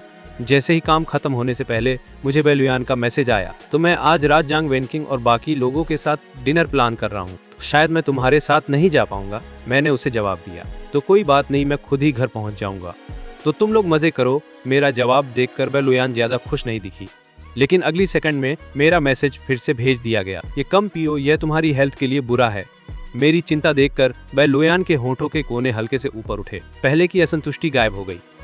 सॉन्ग झाओ ने अचानक मुझसे कहा कि मेरे साथ घर चलो, लेकिन मैंने मना कर दिया। मेरे पास आज रात कुछ काम है। तू पहले। झाओ ने मेरी तरफ देखा और आखिरकार हाँ में सिर हिलाया। ठीक है, तो मैं पहले निकल रहा हूँ। ऑफिस में लगभग सब लोग निकल गए। फिर झाओ रोंजियर अपने ऑफिस से बाहर आई, पर जब उसने मुझे देखा तो उसके चेहरे पर थोड़ा नाखुशी दिखी। मैंने उन्हें तो नहीं कहा था कि तैयार हो जाओ, बाद में हम इम्पोर्टेंट क्लाइंट से मिलेंगे। तो मैं बस बेफिक्री से कंधे उचकाया। मैं तो पैंसला हूँ, तो मेरे पास महंगे कपड़े खरीदने की जुगाड़ नहीं है। या तो मैं ऐसे ही चलूं या फिर घर जाऊं। वैसे भी सॉन्ग झाओ तो पहले ही घर चला गया है। क्या झाओ रोजियर उसे वापस कॉल कर सकती है? ऐसे मुझे देखकर झाओ रोजियर इतनी गुस्से में आ गई कि उसकी छाती तक दर्द करने लगी। तो आज रात के इम्पोर्टेंट काम के लिए उसने सहन कर लिया। तो मैं कुछ कहने ही वाला था, पर ऐसा लगा जैसे झाओ रोजियर को पता ही था मैं क्या बोलूंगा। कुकार कॉल करने की जरूरत नहीं, बस मेरी ले ले। तो मैं एक पल सोचा, हाँ कह दिया, ना नहीं कहा। सिर्फ इतना ही, जब मैं कार में बैठा तो सीधे बैक सीट में चला गया, पैसेंजर सीट की तरफ बिल्कुल नहीं गया। झाओ रोजियर का चेहरा और भी कड़क हो गया, पर वह कुछ नहीं कह पाई। मैं झाओ रोजियर को सीधे ड्राइवर समझ के आदेश दे रहा था। कार में बैठते ही मैंने घर के ड्राइवर को मैसेज किया, उसे कहा कि हमारे साथ फॉलो करे। भले ही मैं जाओ रोंग एयर से हमेशा सावधान रहता था, डिनर पार्टी में तो बहुत सारे वेरिएबल्स ही थे, अब फिर भी थोड़ा और प्रिपेयर करना पड़ता था। कार झटपट होटल के सामने रुक गई। मेरी आंखों में एक ठंडी चमक झलक गई। होटल में क्लाइंट से मिलते हुए जाओ रोंग तो बेवकूफ है या सोचती है मैं बेवकूफ हूँ। जाओ रोंग एयर पहले कार से बाहर निकली। वो जब उसने देखा मैं अभी भी कार में बैठा हूँ और बाहर नहीं निकला, तो उसके होठों का एक कोना हंसी में खिंचा। मैं गहरी सांस ली और कार से बाहर निकला। मैं जाओरोंग एर के पीछे पीछे लिफ्ट में गया। दोनों लिफ्ट सीधे 9th फ्लोर तक गए और प्राइवेट रूम के सामने खड़े हो गए। जाओरोंग एर मुस्कुराई और दरवाजा धकेल कर खोला। रूम के अंदर का सीन तुरंत मेरी आंखों के सामने दिख गया। अंदर कई लड़के बैठे थे और कुछ स्कैंटी क्लैड औरतें भी थीं। कोई कैमरा पकड़े हुए था, लता कुछ की फोटो ले रहा है। जैसे ही दरवाजा खुला, मुझे लगा सबकी नजर मुझ पर टिकी हुई है, तो मैं असहज होकर भौहें चढ़ा ली। जाओरोंग एर मुझे रूम में ले गई और सीधा एक औरत के पास की सीट पर खींच ली। बैठने का इशारा किया, पर मैं स्क्रिप्ट फॉलो नहीं किया। मैं सबसे दूर वाली सीट चुन ली बैठने के लिए। अब मैं शालीनता से लेकिन दूरी बनाए रखते हुए मुस्कुराया। मैं तो बस एक लोली इंटर्न हूँ, जहाँ भी बैठूं कोई फर्क नहीं पड़ता, सही न? जाओरोंग एर थोड़ी नाराज थी, पर दूसरों ने कोई इशू नहीं उठाया, इसलिए उसने भी कुछ नहीं कहा। उस सबकी नजरें मुझ पर ही टिकी थीं। जाओरोंग एर के बगल में बैठी एक मिडिल एज औरत ने एक कार्ड नीचे फेंका, तो उसने मुझे ठरकी नजरों से घूरा। फिर मुस्कुराकर जाओरोंग एर से कहा, झाओ झाओ, ये लड़का दिखने में बुरा नहीं है, उन सबसे कहीं बेहतर है जिन्हें तुम पहले लेके आई हो। जाओरोंग एर के साथ बात करने वाली वो मिडिल एज औरत इस ग्रुप की सबसे पावरफुल इंसान थी, इसलिए जब जाओरोंग एर उससे बात कर रही थी तो उसके चेहरे पर अनजाने में ही एक चापलूसी वाला लुक था। प्रेसिडेंट चू, ये हमारे डिपार्टमेंट का नया इंटर्न है, इसका नाम जियांग चेन है। वो प्रेसिडेंट चू एक पल के लिए दंग रह गई। सरनेम जियांग है। जाओरोंग एर को शायद अंदाजा था कि वो क्या कहने वाली है। उसने आगे झुककर उसके कान में कुछ फुसफुसाया। प्रेसिडेंट चू के चेहरे की स्माइल और भी ब्राइट हो गई। क्या तुम्हें यकीन है? जाओरोंग एर ने सिर हिलाया। तो मुझे पक्का यकीन है, आप फिक्र मत कीजिए। प्रेसिडेंट चू ने जाओरोंग एर को तारीफ भरी नजरों से देखा, फिर हाथ में वाइन का ग्लास लेकर मेरी तरफ बढ़ी। मैंने इस इंसान और जाओरोंग एर के बीच की खिचड़ी पहले ही देख ली थी, पर मैंने फिर भी ऐसा प्रिटेंड किया जैसे मुझे कुछ पता ही नहीं है। प्रेसिडेंट चू मेरे पास आई। एक हाथ में वाइन ग्लास था और दूसरा हाथ धीरे से मेरी चेयर के पीछे टिका दिया। ऐसा लग रहा था जैसे वो मुझे गले लगाने वाली है। शराब की उस तेज से मेरा मन उसे 2 पंच मारने का कर रहा था। मैंने खुद को समझाया, लगभग खत्म हो रहा है। करीब से मुझे देखते हुए प्रेसिडेंट चू को लगा कि ये चेहरा थोड़ा जान पहचान वाला लग रहा है। शराब ने प्रेसिडेंट चू की सोचने की रफ्तार को प्रभावित किया और साथ ही उसके दिल की लोभ को भी उकसा दिया। प्रेसिडेंट चू ने अपना ग्लास उठाया और उसे मेरे सामने रख दिया। आओ, एक ड्रिंक ले लो। तो मैं मुस्कुराया और मना कर दिया, सॉरी, मैं नहीं जानता कैसे पीना है। प्रेसिडेंट चू हैरान रह गया। फिर उसने हंसते हुए कहा, कोई बात नहीं, समाज में नए लोग, सबको नहीं पता कैसे करना है, लेकिन प्रैक्टिस से सीख जाओगे, मैं सिखा दूंगा। ऐसा कहते हुए प्रेसिडेंट चू ने ग्लास मेरे होठों तक ले आया, जैसे मुझे गले लगाना चाहता हो। तो मैं अचानक खड़ा हो गया। कुर्सी ने चटकती हुई आवाज निकाली। इस सब की आंखें इस ओर मुड़ गईं। मैं चतुराई से अपनी जेब में हाथ डाला और जब जाओरोंग एर ने समझा कि मैं क्या करने वाला हूँ, उसने चिल्लाया को, लेकिन बहुत देर हो चुकी थी। मैं सीधे एक सेफालोस्पोरिन की गोली निकल गया। और फिर मैंने दवा का बॉक्स प्रेसिडेंट चू के सामने रखा और हिलाया तो मेरे होठों पर एक हल्की शरारती मुस्कान छा गई। एक ले लेना चाहोगे? प्रेसिडेंट चू थोड़ा नशे में था, फिर भी उसके पास थोड़ा समझ था। सेफालोस्पोरिन शब्द दवा के बॉक्स पर चमक रहे थे। उसने इसे बहुत साफ देखा, वो यकीन नहीं कर पाया। तो तूने सेफालोस्पोरिन ली? मैं हाँ में सिर हिलाया। अगर तुझे लग रहा है कि ये काफी नहीं तो मैं एक और ले सकता हूँ। ऐसा कहते ही मैं एक और गोली लेने ही वाला था और प्रेसिडेंट चू ने पहली बार मेरे जैसा पागल देखी। वो एक पल के लिए वो क्या बोले समझ नहीं पा रहा था। जाओरोंग एर गुस्से में आगे बढ़ी। मेरे हाथ में दवा का बॉक्स देखकर वो इतनी नाराज थी कि फटने वाली थी। मत कहियो कि तू रोज काम पे सेफालोस्पोरिन लाता है। मैंने उसे मुस्कुराया, सही बात है, तू कैसे जान गई? मैंने अचानक सेफालोस्पोरिन का एक और शानदार यूज खोज लिया। जाओरोंग एर हैरान रह गई। वो कौन सा शानदार यूज? मैंने एक शरारती स्माइल दिया ताकि गंदे लोग मुझे नशे में न डाल सकें। स्पष्ट था कि उसे मुझसे कुछ भी अच्छा नहीं सुनना था। फिर भी जाओरोंग एर जिज्ञासु होकर पूछती रही। इस बार उसने खुद को ही गुस्से में डाल दिया। प्रेसिडेंट चू ने आंखें सिकोड़ ली मुझको देखते हुए कि उसने मान लिया कि पहले उसने मुझे कम आंका था। इससे मुझे और जीतने की चाह और बढ़ गई। प्रेसिडेंट चू ने अपनी वाइन ग्लास रख दी, फिर खुद एक गिलास जूस डालकर मुझे दे दिया। अगर तू अल्कोहल नहीं पीती तो ठीक है, एक गिलास जूस ले ले। मेरी नजर उस जूस के गिलास पर पड़ गई। मैंने सोचा वे फिर से ये यूज कर रहे हैं। मैं हाथ बढ़ाया और जूस का गिलास ले लिया। फिर सबके सामने मैंने सीधे ही उसे बाहर फोड़ दिया। सब लोग मेरी ओर खाली खाली देख रहे थे, समझ नहीं पा रहे थे मैं क्या क्या कर रहा हूँ। तो मैं शांति से खाली गिलास टेबल पर रख दिया। मैंने प्रेसिडेंट चू की ओर माफी भरा एक्सप्रेशन दिखाते हुए देखा। मुझे आम से एलर्जी है। सब चुप रह गए। प्रेसिडेंट चू की प्लान्स बार बार फेल हो गई। उसका एक्सप्रेशन भी थोड़ा अजीब हो गया। उसने अपनी आंखों से जाओरोंगर को सिग्नल किया। जाओरोंगर ने समझा और मुझे साइड में खींच लिया। जियांग चेन, प्रेसिडेंट चू हमारा बड़ा क्लाइंट है, तुम्हें उसकी बेइज्जती करने की हिम्मत, सावधान रहो, तो तुम इसके नतीजे सह नहीं पाओगे। जाओरोंगर की थ्रेट के बावजूद मैं कूल रहा। मैंने हाथ क्रॉस किए और जाओरोंगर को देखा। जाओरोंगर को मेरी नजर से एक ठंडक रीढ़ तक पहुंच गई। क्या देख रही हो? क्या मैं गलत था? मैंने तिरछी मुस्कान के साथ कहा। टिस्क, तो मैनेजर झाओ, तुम्हारी ये मैनेजर पोजीशन, क्या सच में तुमने इसे पैसे से खरीदा? कंपनी के लिए बड़े क्लाइंट को मेंटेन करना, इतनी बड़ी डील, और तुमने मुझे जैसे इंटर्न को संभालने दिया। अगर कुछ गड़बड़ हो गया तो तुम चाहते हो मैं फॉल ले लूं? क्या तुम सब लीडर बेकार हो? जब मैंने फिर से उसका पोजीशन का जिक्र किया, झाओ रोंग की आंखों में गिल्ट और भी साफ दिखने लगा। मैंने आंखें तंग की, अचानक हंसते हुए बोला, मैनेजर झाओ, मैं तो बस मजाक कर रहा था, फिक्र ना करो, मैं जरूर इन क्लाइंट्स को बढ़िया तरीके से मेंटेन करूंगा। मैंने झाओ रोंग को एक रहस्यमय स्माइल दिया और उन क्लाइंट्स की ओर चल पड़ा। मैंने एक खाली वाइन ग्लास उठाया और प्रेसिडेंट शू की तरफ चला। प्रेसिडेंट शू ने सोचा कि झाओ रोंग ने मुझे चेतावनी दी और मैं अपनी जगह समझ गया हूँ, लेकिन उसने नहीं सोचा था कि मैं उसे खाली ग्लास से टोस्ट करूंगा। जब देखा कि प्रेसिडेंट शू नहीं पी रहा, मैं सोच समझकर उसके हाथ से वाइन ग्लास ले लिया। प्रेसिडेंट शू, तुम्हारी टॉलरेंस बहुत हाई है, ये छोटा ग्लास तुम्हारे लिए वाकई नीचे वाला है। मैंने सीधे नई वाइन की बोतल खोल दी और पूरी बोतल प्रेसिडेंट चू के हाथों में धकेल दी। प्रेसिडेंट चू हाथ में बोतल को खाली खाली देख रहा था, फिर मेरी तरफ देखा। मैं धीरे धीरे बोला, अब प्रेसिडेंट चू, जरूर तुम मुझे थोड़ा फेस दोगे, है ना? मेरे इस चिढ़ाने से और अल्कोहल दिमाग में धड़के प्रेसिडेंट चू ने वाइन की बोतल उठाई और पीना शुरू कर दिया। ये सब देखते ही मैं जोर से चीयर्स करने लगा। क्या देख रहे हो सब, फिर जल्दी करो, प्रेसिडेंट चू के लिए चीयर्स करो। तो सब लोग खाली खाली मेरे साथ चीयर्स में शामिल हो गए, लेकिन प्रेसिडेंट चू ने पीते ही तुरंत पछताया। वो थोड़ा रुककर सोचना चाहता था या बस कह देना कि अब और ड्रिंक नहीं करेगा, पर सबके ऐसे चीयर्स करने से उसके दांत कसकर बस ड्रिंक करते ही रहना चाहा। लाल वाइन उसके मुंह के कोने से नीचे बहती रही और छाती की सफेद शर्ट को लाल रंग से दाग देती रही। तो मैं 2 बार जीभ चटकाया, मैं उसकी तारीफ करना नहीं भूला।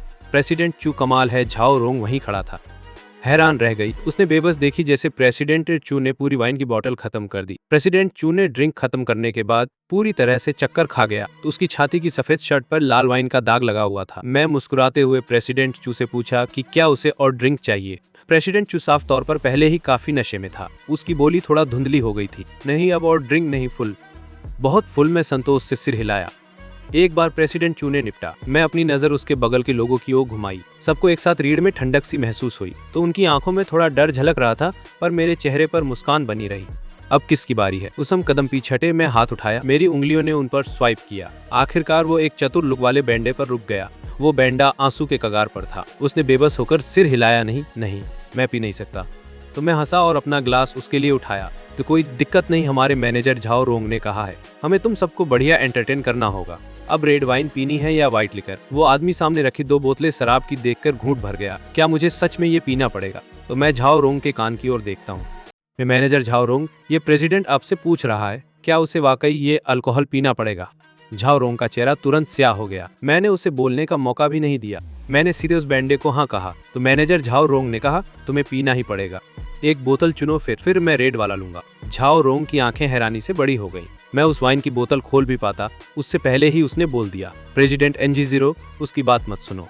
रेड वाला नहीं, प्रेसिडेंट NG0 को अभी तक राहत की एक सांस भी नहीं मिली थी। और जब उसने मुझे सीधे व्हाइट लिकर की बोतल खोलते देखा। हमारे मैनेजर ट्रायस का मतलब है कि रेड वाइन बकवास है, तुम्हें व्हाइट लिकर पीना पड़ेगा। चलो चलो, प्रेसिडेंट NGO की ताकत देखेंगे। मैं पहले तालियां बजाने लगा। आसपास के लोग भी कंफ्यूज होकर तालियां बजाते रहे। उस सबकी तालियों के बीच प्रेसिडेंट NGO ने व्हाइट लिकर की बोतल उठाई। उसके कांपते होठों ने पीना शुरू किया। मैं चीयर्स देना शुरू किया। प्रेसिडेंट NGO की टॉलरेंस हाई है, और पी लो, और भी पी लो। वो प्रेसिडेंट NGO 2 घूंट लेकर पीना बंद करने वाला था। क्या मैं उसे वो मौका दूं? लगता है प्रेसिडेंट NGO को पीना नहीं आता। मैं तुम्हें सिखाता हूँ। फिर मैं सीधे बोतल का नीचे का हिस्सा पकड़कर प्रेसिडेंट NGO को चाहे वो चाहे या ना चाहे पीने पर मजबूर कर दिया। एक ही झटके में बोतल में से आधे से ज्यादा लिकर खत्म हो गया। प्रेसिडेंट NGO की आंखें पीछे की ओर घुमा गईं। मैं दयालुता से रुक गया। मैंने बोतल को हटा दिया। प्रेसिडेंट NGO हड़ाम की आवाज के साथ टेबल पर गिरा। उसके मुंह के कोने में हल्का ट्विच हुआ। मैंने हाथ में आधी भरी बोतल बदल दी। मैं प्रेसिडेंट NGO के बगल में खड़ी मिडिल एज महिला की ओर मीठी मुस्कान दी। प्रेसिडेंट NGO ने खत्म नहीं किया, औरत को रिफ्यूज करने का भी मौका नहीं दिया। मैंने सीधे बोतल को औरत के मुंह में धकेल दिया, तो वो मेरे सामने बिल्कुल भी टक्कर नहीं थी। उसके बोतल का बचा आधा खत्म होते दे मैं संतुष्ट होकर बोतल को फेंक दिया। तो मैं बाकी लोगों की ओर मीठी स्माइल दे दिया। क्या लगता है तुम्हें, मान्यवर प्रेसिडेंट्स, कौन सी बोतल होगी? उन्होंने मेरी ओर देखा। वे कैसे हिम्मत कर सकते थे और कुछ सोचने की। वे बस एक साथ झुके हुए और कांपते रहने वाले थे। इसे देखकर मेरे मुंह का कोना स्मिर्क में बदल गया। लगता है मान्यवर प्रेसिडेंट्स को ड्रिंक करना पसंद नहीं है, तो चलो खा लेते हैं। यह सुनते ही सबने राहत की सांस ली। मैं उनमें से एक के पास गया। यहाँ का प्रेसिडेंट, क्या इस टेबल पर कोई डिश है जो तुम एब्सटेन करते हो? वो आदमी समझा कि मैं उसे छोड़ रहा हूँ और मुश्किल से निकल गया। तो मैं धनिया नहीं खाता। मैंने एक मीनिंगफुल स्माइल दी। तो प्रेसिडेंट को धनिया खाने में खासा शौक है। वेटर कुछ सेकंड बाद एक वेटर दरवाजे पर आया, तो मैं मीठी स्माइल करके उससे बोला, कृपया एक बेसिन धनिया लाकर दे दो। तो वेटर थोड़ी देर तक हैरान रहा, फिर अनिश्चित आवाज में पूछा, बेसिन? मैं हाँ में सिर हिलाया। सही, एक पूरा बेसिन भरकर ले आओ। प्रेसिडेंट वेटर ने जल्दी से कहा, जी सर, मैं अभी लेकर आता हूँ। वो आदमी एकदम सन्न रह गया, कुछ बोलना चाहता था। मैंने एक स्वीट सी स्माइल के साथ उसका कंधा पकड़ लिया। जल्दी मत कीजिए प्रेसिडेंट, उस बस आता ही होगा। उस आदमी के माथे से ठंडे पसीने की एक बूंद टपकी, तो उसने बाकी लोगों की तरफ हेल्प के लिए देखा, पर किसी की आगे आने की हिम्मत नहीं हुई। बहुत जल्दी वेटर धनिया का एक बेसिन भरकर ले आया। जैसे ही उस प्रेसिडेंट ने धनिया देखा, उसे उल्टी जैसा फील होने लगा। मैंने प्रिटेंड किया जैसे मैंने कुछ नोटिस नहीं किया। मैंने खुद चॉपस्टिक से ढेर सारा धनिया उठाया और उस आदमी के मुंह के पास ले गया। चलिए अब तो मैं खुद आपको खिला रहा हूँ, क्या इतनी सिंसियरिटी काफ़ी नहीं है? तो जब मैंने सेंटेंस का आधा हिस्सा बोला तो मैंने झाओ रोंगएर की तरफ देखा। उस आदमी ने अपना मुंह कस के बंद कर रखा था, तो वो उसे खोलने के लिए बिल्कुल भी तैयार नहीं था। तो मैंने चॉपस्टिक्स नीचे रख दी। मैंने उसके बगल में रखी शराब की बोतल उठा ली। तो फिर क्यों ना पहले थोड़ा ड्रिंक कर लिया जाए। जैसे ही सुना कि उसे पीना पड़ेगा, वो आदमी तुरंत बुरी तरह डर गया। तो उसने मुट्ठी भर धनिया उठाया और अपने मुंह में ठूंस लिया। मैं धीरे से हंसा, तो प्रेसिडेंट को खुद अपने हाथों से खाना पसंद है। जल्दी मत कर, एक पूरा बासिन ही काफी है। वो रोते रोते सिलांट्रो को बासिन भर मुंह में डाल रहा था और मैं उसके बगल में खड़ा रहा, लिकर की बोतल हाथ में थामे। प्रेसिडेंट, सिलांट्रो अकेले खा लेना तो थोड़ा ज्यादा ही होगा, है ना? थोड़ी ड्रिंक ले लेते हैं इसे वॉश डाउन करने के लिए। उसके बाद आदमी को रिएक्ट करने का मौका भी नहीं दिया। मैं जल्दी से एक और लिकर की बोतल खोलकर उसकी मुंह में धकेल दिया। आधे बोतल लिकर नीचे गले से उतर गया। आदमी सिर से नीचे सीधे सिलांट्रो के बासिन में गिर गया। उसके बगल वाले लोग डर के मारे फ्री हो गए। मैं मीठी मुस्कान के साथ उनसे बोला, एब्स्टेनिंग या ना करने जैसी कोई चीज नहीं होती, बस तुम लोग अभी तक पर्याप्त नहीं खाए। क्या आप सब सहमत नहीं होते? इस मोड़ पर वो लोग अब अपनी इमेज की परवाह ही नहीं करते, तो वे एक साथ साथ कुछ कांपते रहे। झाओ रोंगे हैरानी में खड़ी रही, समझ नहीं पा रही थी कि सब कुछ ऐसा क्यों हो गया। जब तक वो होश में आई, 4 प्रेसिडेंट्स बेहोश हो चुके थे। बचे हुए लोग दिमाग से भी डर गए थे। झाओ रोंगएर तुरंत डार्केन का सामना किया। Chen, how dare you? मैं झाओ रोंगएर को बेपरवाह ढंग से देखा और ठंडे अंदाज में नाक से हंसा कि मैं क्यों नहीं हिम्मत करूं। झाओ रोंगएर, क्या तुम सच में सोचती हो कि सिर्फ एक जॉब से तो तुम मुझे काबू कर सकती हो? अगर मुझे ये जॉब पसंद नहीं आई तो मैं बस वर्स्ट केस में एक और जॉब ले लूंगा। तो तुम चाहते हो मैं सबमिट करूं तुम्हारे सपनों में ही? झाओ रोंग इतनी गुस्से में थी कि पूरा शरीर कांप रहा था। उसके कांपते हाथ ने मेरी ओर इशारा किया। मेरे होंठ का कोना अचानक ऊपर की तरफ मुड़ गया। मैं लगभग तुम्हें भूल ही गया। मैनेजर झाओ रोंगर, उसने पिछली बार का अल्कोहल नहीं पिया, चलो इस बार इसका रिवर्स कर लेते हैं। ऐसे कहते हुए मैं झाओ रोंगर के सामने बिजली की तरह झपट पड़ा। मैंने हाथ उठाया और उसे थप्पड़ मार दिया। फिर जब उसने दर्द में मुंह खोला, मैं बोतल में से लेकर उसके मुंह में धकेल दिया। मैंने एक हाथ से उसकी ठुड्डी कसकर पकड़ ली। ढेर सारी पी ले, जो तुम नहीं चाहते थे वो अल्कोहल पीना जो मैंने डाला था। जितना चाहो पी लो। मेरे हाथ में वाइस जैसा दबाव था, वो बिल्कुल भी बच नहीं पाई। और जब झाओ रोंगर को जबरदस्ती पीने पर मजबूर किया गया, उसने बगल वाले लोगों की ओर भीख मांगती हुई नजर डाली, पर कोई मदद करने की हिम्मत नहीं कर पाया। लीकर की बोतल जल्दी से नीचे गली। झाओ रोंग की आंखें भी पीछे की ओर घूमने लगी, जैसे ही वो बेहोश होने वाली लग रही थी। मैंने उसके सामने मीठी स्माइल दी, देखते हुए कि बोतल लगभग खाली थी। मैंने सिर घुमाकर बगल वाली महिला से कहा, मैडम, क्या आप बोतल ओपन कर सकती हैं? तो धन्यवाद। मही थोड़ी हक्का बक्का होकर आगे आई और वाकई मेरे कहे जैसा किया। उसने एक बोतल खोली और मुझे दे दी। मैंने मीठी स्माइल की और उसका थैंक यू कहा, और फिर मैंने दूसरी बोतल फेंक दी। मैंने नई बोतल ली और झाओ रोंग के मुंह में पुश कर दिया। उसने नई बोतल से 2 सिप्स भी नहीं लिए थे। जब झाओ रोंग की आंखें पीछे की ओर रोल हुई तो वह सीधे बेहोश हो गई। मैंने बोतल फेंक दी तो मैं बचे हुए लोगों की ओर मुड़ा और हंस पड़ा। माननीय प्रेसिडेंट्स, क्या हम अभी भी पी रहे हैं? उन्होंने बार बार हाथ हिलाए। और पीना नहीं और पीना नहीं। और फिर कभी नहीं। वो लोग पूरी तरह से डर के पागल हो गए थे। बेहोश हो चुके 5 लोगों को देखते हुए उन्होंने घूंट ली। मैं संतोष से सिलाया, क्या हम अभी भी ये खाना खा रहे हैं? तो उन्होंने फिर से सिर हिलाया, अब और खाने नहीं। और खाने नहीं, फिर कभी नहीं। मैं फिर से संतोष से सिर हिलाया। तो क्या अब मैं जा सकता? इस मोमेंट पर उन प्रेसिडेंट्स की नजरों में मैं किसी डेमन से कम नहीं था, तो वे बस जल्द से जल्द इस डेमन को विदा करना चाहते थे। इसलिए उन्होंने मुझे रोकने की हिम्मत नहीं की और सीधे जाने दिया। मैं से पहले मैं जमीन पर पड़ी झाओ रोंगएर को एक जोर की किक मारना नहीं भूला। सही कहा, इस खाने का बिल हमारी मैनेजर झाओ रोंग एर ही भरेंगी। उसके पास बहुत पैसा है। शराब की इन बोतलों को भी उसी के बिल में डाल देना, जब तक कोई अंधा ना हो। साफ दिख रहा कि मुझे झाओ रोंग एर से नफरत है और उन्हें खुद पे नहीं करना पड़ेगा। वे प्रेसिडेंट्स तो खुश थे, पर एक तेज नजर वाले प्रेसिडेंट ने नोटिस किया। तो मैंने जो बोतलें खोली थीं वे सब सबसे ज्यादा एक्सपेंसिव वाली थीं। सच तो यह है कि मैंने ये सब जानबूझकर किया था। झाओ रोंग एर कभी नहीं सुधरेगी। वो मेरे खिलाफ स्कीम बनाना चाहती थी, इसलिए मुझे झाओ रोंग एर की जेब ढीली कराने में कोई प्रॉब्लम नहीं थी। झाओ रोंग एर पैसों की लालची है, इसे उसके लिए एक छोटा सा लेसन माना जा सकता है। तो दिखने में तो ये डिनर पार्टी थी, पर उन लोगों से अलर्ट रहने के चक्कर में मैंने खाने का एक निवाला तक नहीं चखा। जैसे ही मैं दरवाजे से बाहर निकला, मैं सोच ही रहा था कि कहाँ खाऊं। तभी मुझे एक जाना पहचाना फिगर दिखा। झांग वानचिंग साफ तौर पर अभी अभी पहुंची थी। जैसे ही उसने ऊपर देखा, उसकी नजर मुझ पर पड़ी जो प्राइवेट रूम से बाहर आ रहा था, तो वो एक पल के लिए हैरान रह गई। फिर उसके चेहरे पर एक प्यारी सी स्माइल खिल गई। अजीजा जी, आप यहाँ से बाहर क्यों आ रहे हैं? हमारा डाइनिंग रूम यहाँ नहीं है। कमरे का दरवाजा अभी बंद नहीं हुआ था। झांग वानचिंग ने अंदर झांका और वहाँ का सीन देखा। जब उसने अधेड़ उम्र की औरतों के एक ग्रुप को नशे में धुत पड़े देखा, तो वो शौक के मारे कुछ बोल ही नहीं पाई। मैंने हाथ बढ़ाकर सीधे दरवाजा बंद कर दिया। मैंने झांग वानचिंग को एक तरफ खींचा। कहे वानचिंग, क्या मैं तुमसे एक फेवर मांग सकता हूँ? झांग वानचिंग ने मुझे ब्लैंक होकर देखा, तो उसने सिर हिलाया। तो मैंने आज रात की स्टोरी ली और शॉर्ट में उसे बता दी। मैंने जानबूझकर वो पार्ट छोड़ दिया जहाँ झाओ रोंग एर मेरे खिलाफ स्कीम बना रही थी, पर झांग वानचिंग भी कोई मामूली नहीं थी। वो एक ही नज़र में सब समझ गई कि क्या चल रहा है। बस ये सोचकर ही कि किसी की मेरे खिलाफ स्कीम बनाने की हिम्मत हुई, ये सोचकर ही झांग वानचिंग का चेहरा बहुत खराब हो गया। उसने अपना पैर उठाया, वो जैसे किसी को पीटने के लिए कमरे के अंदर जाने ही वाली थी। मैं जल्दी से उसे पीछे खींचा। झांग वानचिंग, वो सब ठीक है, मैंने पहले ही इसे हैंडल कर लिया है कि मैं नहीं चाहता कि लुओ यान को इस बारे में पता चले। तो तुम इसे सीक्रेट रखने में मेरी मदद करोगी, है ना? और मेरे भाई को भी मत बताना प्लीज, मैं तुमसे भीख मांग रहा हूँ। बेबसी में झांग वानचिंग के पास तुरंत हाँ कहने के अलावा कोई और रास्ता नहीं था। मैं लुओ यान दीदी और झांग वेनरू से ये बात छुपा सकती हूँ, पर सिर्फ इस एक बार के लिए। वो मैं बहुत बड़बोली हूँ, कहीं गलती से मेरे मुंह से न निकल जाए। और मैं मुस्कुराया। थैंक। झांग वानचिंग ने हाथ हिलाया और अचानक क्यूरियस होकर मेरे पास झुकी। पर वैसे जीजाजी, क्या आपने ही उन सबको टल्ली किया था? मैं एक पल के लिए सन्न रह गया, फिर मैंने सिर हिला दिया। झांग वानचिंग ने मुझे ऊपर से नीचे तक देखा, बिना एक बूंद पिए ये सब कर दिया। झांग वानचिंग मेरी अल्कोहल टॉलरेंस जानती थी, तो जब उसे पता चला कि मैंने एक बूंद नहीं पी और 5 अधेड़ औरतों को बेहोश होने तक पिला दी, तो वो काफी देर तक शौक में रही। मैंने शॉर्ट में अपना अभी वाला कारनामा सुना दिया। सुनते ही झांग वानचिंग की आंखें चमक उठी। आप तो सच में अमेजिंग हो। मैंने हाथ हिलाकर करे कुछ भी नहीं था, ये तो कुछ खास नहीं, बस याद रखना कि इसे सीक्रेट रखना है। झांग वानचिंग ने सिर हिलाया। उसने अचानक मुझसे पूछा, सही बात जीजाजी, आपने अभी तक खाना नहीं खाया ना? आओ हमारे साथ खा लो। मैं पहले तो मना करने वाला था, पर फिर मेरा मन लो यान से मिलने का कर गया, तो मैंने हाँ कह दिया। तो मैं झांग वानचिंग के पीछे उनके बुक किए हुए डाइनिंग रूम की तरफ चल दिया। झांग वानचिंग और बाकी सबका डाइनिंग रूम 10वीं फ्लोर पर था। झांग वानचिंग ने दरवाजा धक्का देकर खोला। वो अंदर बैठे लोगों को देखकर मिस्टीरियस तरीके से मुस्कुराई। तो गेस करो मैं किसे साथ लाई हूँ?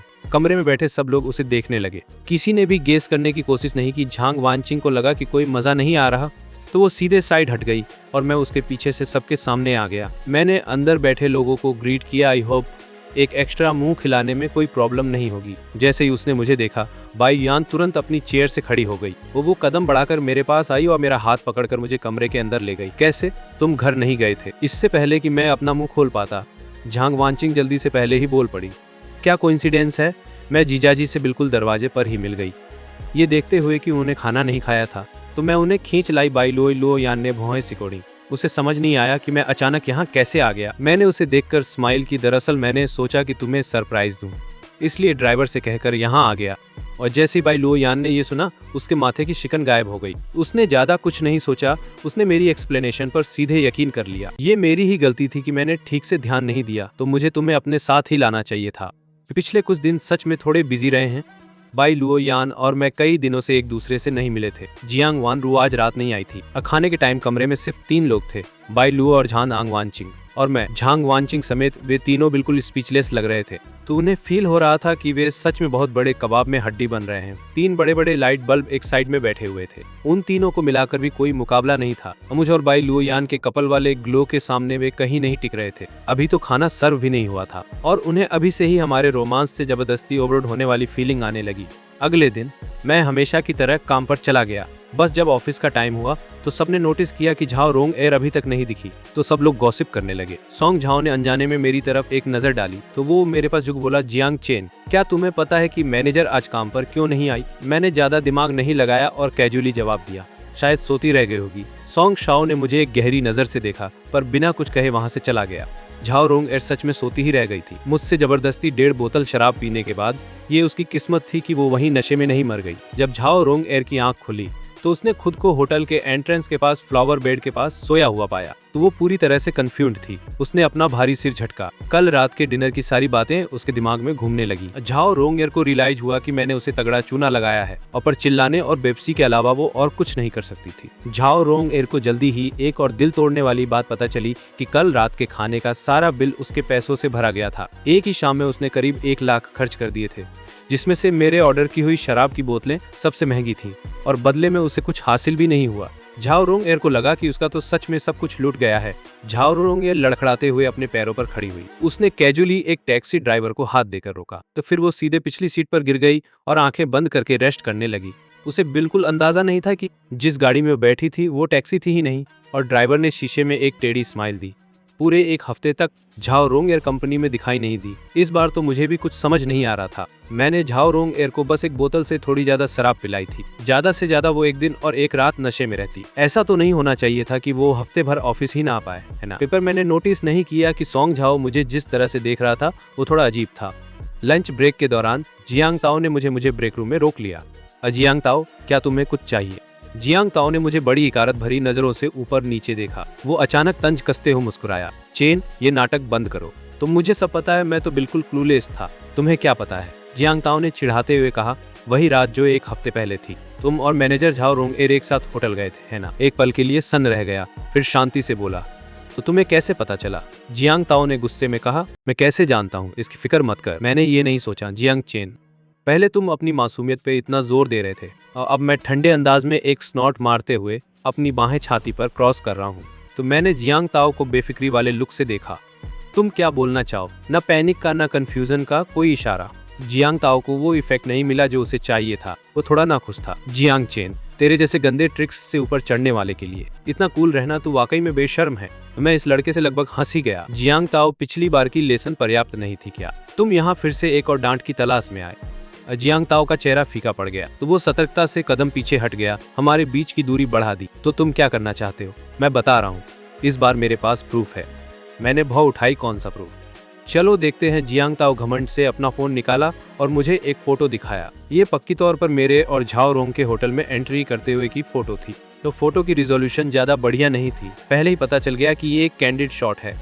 वो फोटो देखकर भी मैं पैनिक नहीं हुआ। ये तो बस एक फोटो है, कुछ भी साबित नहीं करती। तो उस दिन मैं और झाओ रोंग होटल में क्लाइंट से मिलने गए। जियांग ताओ ने मुझ पर घूरते हुए देखा। क्लाइंट से मिलना? जियांग चेन, तू खड़ा हो सकता है क्या? मजाक बंद कर। तेरे जैसे इंटर्न को क्लाइंट से मिलने का क्या हक है?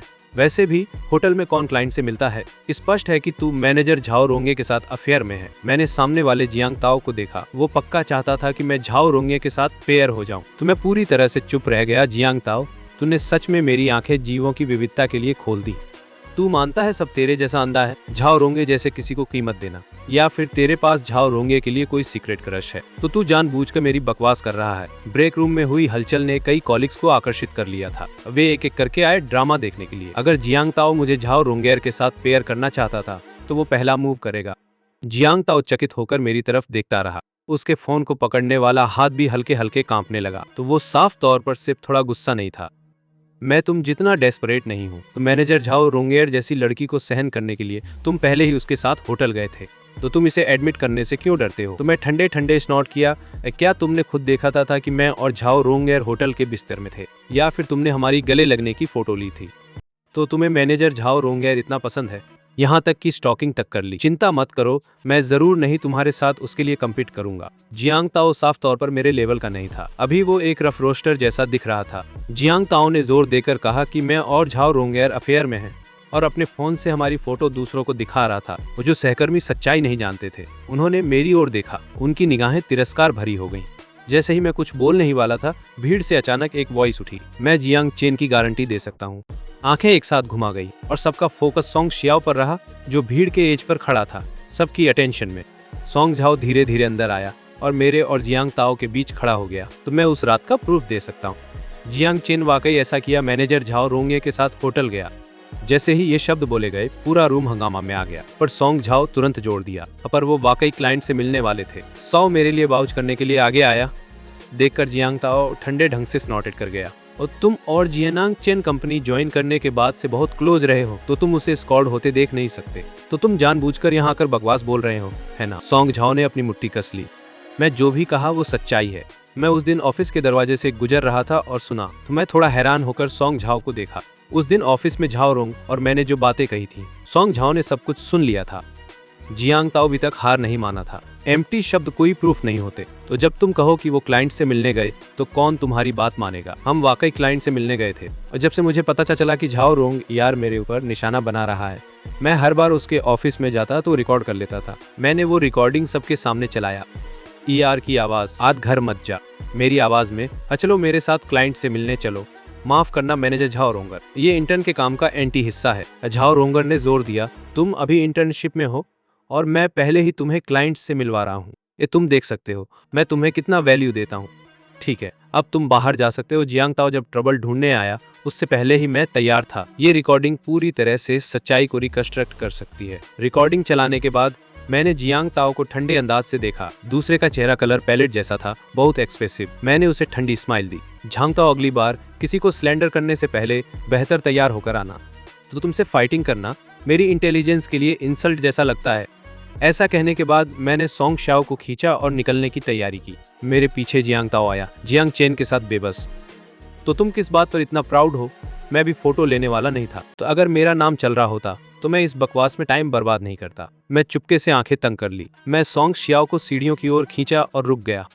उस सॉन्ग शियाओ ने होठों को चपटा कर लिया। तो मैं सीधे मुद्दे पे आया। उस दिन जाओ रोंग के ऑफिस के दरवाजे पर तुमने कितना सुना? सॉन्ग जाओ एक पल के लिए हैरान रह गया। चेहरे पर पैनिक वाला एक्सप्रेशन था। मैंने सिर्फ मैनेजर जाओ रोंग एर को तुम्हें काम के बाद घर नहीं जाने, क्लाइंट से मिलने को कहता सुना। मैंने उसे दबाया, बस इतना ही। वो सॉन्ग जाओ हकलाया, बस इतना ही। और मैं बस पास से गुजर रहा था और उसी वक्त सुना। मैंने उसकी तरफ देखा। थोड़ी देर बाद मैं मुस्कुरा पड़ा। अभी मेरी बेगुनाही समझाने और साबित करने में मदद करने के लिए थैंक्स। सॉन्ग जाओ ने बार हाथ हिलाए। मेरे को बात नहीं, मैं बस जियांग ताओ को बकवास करते देख नहीं सकता था। वो वैसा नहीं है, मुझे पता है तुम ऐसे नहीं हो। मैंने उसकी ओर देखकर सच्चे दिल से कहा, थैंक्स सॉन्ग जाओ। ब्रेक रूम की घटना के दूसरे दिन जाओ रोंग एर, जो एक हफ्ते से गायब थी, आखिरकार दिखी, पर उसकी लुक थोड़ी अजीब थी। जाओ रोंग एर की दोनों टांगों पर काश लगा था और चेहरा भी ब्लूज था। वो देखकर बहुत ही पिटिट लग रही थी, और जब मैंने जाओ रोंग एर को वैसा देखा तो मैं भी काफी तक हैरान रह गया। और शाओ रोंग एर ने मुझे बुलिंग किया। वो बात मेरी बहन या असली पापा ने देख ली हो सकती है, पर दोबारा सोचते ही मैंने तुरंत उसे खारिज कर दिया। अगर मेरे असली पापा और बहन को पता चल जाता तो शाओ रोंग एर जैसी वो लड़की गायब हो जाती। शाओ रोंग एर का सहायक पास आया। उसके शरीर की चोटों को देखकर हैरान चेहरा बना रहा था। तो मैनेजर शाओ रोंग एर, तुम गड्ढे में गिर गई क्या? जैसे ही वो बोल रहा था उसने हल्के से उसे छूने की कोशिश भी कर ली। शाओ रोंग एर दर्द से एक ठंडी सांस खींच ली। मैं भी जिज्ञासु होकर पास आया, देखना चाहता था क्या चल रहा है। किसे पता था कि शाओ रोंग एर ने मुझे देख लिया तो वो तुरंत भागने की कोशिश करेगी। अफसोस उसकी दोनों टांगे कास्ट में बंद थीं। शाओ रोंग एर बिल्कुल भी नहीं दौड़ पाई। मैंने सोचा कि शाओ रोंग एर मुझसे डर रही है, क्योंकि उस रात मैंने उसे नशे में धुत दिया था। मैंने धीरे से पूछा, मैनेजर शाओ रोंग एर, तुम ठीक हो? शाओ रोंग एर ने गले में खींचा, अपनी एक्सप्रेशन को काबू में रखने की कोशिश में। मैं ठीक हूँ। क्यों सब मेरे इर्द गिर्द इकट्ठा हो रहे हैं? चलो चलो, क्या तुम्हारा काम हो गया अभी? यह देखकर शाओ रोंग के आसपास के लेकी आपस में देखे और अजीब तरह से चले गए। जब मैं नहीं वाला था, जब शाओ रोंग एर की आवाज पीछे से अचानक आई, जियांग चेन, एक पल के लिए मेरे साथ ऑफिस में चलो। मैंने सिर हिलाया। मेरी नजर शाओ रोंग एर की कास्ट वाली टांगों पर पड़ी और मेरे चेहरे पर एक स्माइल खिल गया। क्या तुम्हें चाहिए? मैं खुद तुम्हारी व्हीलचेयर धकेल दूं? झोंग कांप उठी। कोई जरूरत नहीं, कोई जरूरत नहीं, मैं खुद ही कर लूंगा, मैं खुद ही कर लूंगा। झाओ रोंग व्हीलचेयर घुमाने में झंझट करती हुई ऑफिस की ओर बढ़ी। मैं भी जल्दी में नहीं था, आराम से पीछे पीछे चलता रहा। मदद करने की कोई इरादा नहीं था। और जब तक झाओ रोंग आखिरकार ऑफिस पहुंच पाई, वो ऐसे लग रही थी जैसे अभी पानी से निकाली गई हो। उसने पीछे मुड़कर सिर घुमा दिया। टोन बहुत ही पोलाइट था, क्या आप दरवाजा बंद कर सकते हैं? झाओ रोंग के एटीट्यूड से मैं काफी हैरान था। बिना कुछ बोले मैंने सीधे ऑफिस का दरवाजा बंद कर दिया। झाओ रोंग ने एक फावनिंग स्माइल फ्लैश कर दी। बैठो, ज्यादा थक मत जाना। मैं भी पोलाइट नहीं था। मैं सीधे एक कुर्सी खींचकर बैठ गया। मैं झाओ रोंग को अपने सामने एक स्क्रूटिनाइजिंग एक्सप्रेशन से देख रहा था। मैनेजर झाओ रोंग, आप ही हैं। झाओ रोंग ने भी समझा कि पहले और अब मेरे प्रति उसका एटीट्यूड काफी अलग है, क्योंकि उसके पास और कोई चॉइस नहीं थी। पिछले कुछ दिनों से वह अस्पताल में लेटी हुई थी। इस तरह प्लेग के गॉड को उकसाने पर गहरा रेग्रेट महसूस कर रही थी। और ये कहानी उसी दिन से शुरू होती है जब उसने सोबर अप किया। उस दिन झाओ रोंग होटल के एंट्रेंस से बाहर निकली और कार में बैठ गई। वो कार उसे घर नहीं ले गई। झाओ रोंग को जब पता चला कि कुछ फॉल्ट है तो समझ में आया कि उसे एक खाली वेयरहाउस में ले जाया गया है। उसके चारों ओर कई बड़े गड्ढे थे जिनकी बाहों पर टैटू भरे हुए थे। लीडर ने अपने सफेद दांत दिखा दिए। वह झाओ रोंग को तंग नजर से देखता हुआ एक क्रेट से कूदकर नीचे आया। उसने एक हाथ से झाओ रोंग के बाल पकड़ लिए, आवाज में पूरी फियर्स। तो ये वही बिच है जिसने मेरे छोटे भाई को बुली करने की कोशिश की थी। तो झाओ रोंग शुरू से ही डरपोक थी, इसलिए अब और भी ज्यादा डरी हुई लग रही है। बड़े भाई, मैं तुम्हारा सबऑर्डिनेट नहीं जानता। वो मोटा आदमी ठंडे अंदाज से नाक फूंकता है। उसने जोर से झाओ रोंग का सिर धक्का दिया। तो कल ही तुम मेरे सबऑर्डिनेट को क्लाइंट से मिलने ले जा रहे थे और आज तुम्हें वो याद ही नहीं। झाओ रोंग, क्या तुम मरने की सोच रही हो? झाओ रोंग की आंखें शौक में बड़ी हो गईं, तो वो हैरान होकर बोली, जियांग चेन तुम्हारा छोटा भाई है क्या? वो मोटा आदमी झाओ रोंग को चेहरे पर थप्पड़ मारता है। क्या वो नाम तुम्हें कहने लायक है? उसके थप्पड़ की ताकत बहुत ज्यादा थी। झाओ रोंग का दिमाग पहले से ही गड़बड़ हो चुका था। थप्पड़ से और भी चक्कर आने लगा। ऐसे टफ इंसान का सामना करते हुए झाओ रोंग का हिम्मत ढीला पड़ने लगा। वो लगभग उस बड़े ब्रो से झक मारने वाली थी। मैं सॉरी हूँ। तो मैं नहीं जानता था कि यंग मास्टर जियांग तुम्हारा छोटा भाई है। तो मैं पहले ही कई बार तुम्हें ऑफेंड कर चुका हूँ। क्या मैं यहाँ तुम्हें अपोलोजाइज कर सकता हूँ? पर वो भारी ब्रो ने उसके लिए वो माफी नहीं दी। उसने ठंडी हंसी निकाली, खड़ा हुआ और अपनी नाखून क्रैक की। तुम्हें लोग तुम्हारी सर्विस करना पसंद नहीं है। आज मेरे भाई और तुम्हें बढ़िया सर्विस देंगे। ऐसा कहते ही कई टैटू वाले ब्रोस आगे बढ़े। तो उन्होंने झाओ रोंग को लगातार पंच और किक मारते रहे। तो इन ब्रोस की अटैक बहुत कैलकुलेटेड थी। अब वे झाओ रोंग को ज्यादा दर्द महसूस करा सकते थे, पर कोई दिखने वाला इंजरी नहीं छोड़ते थे।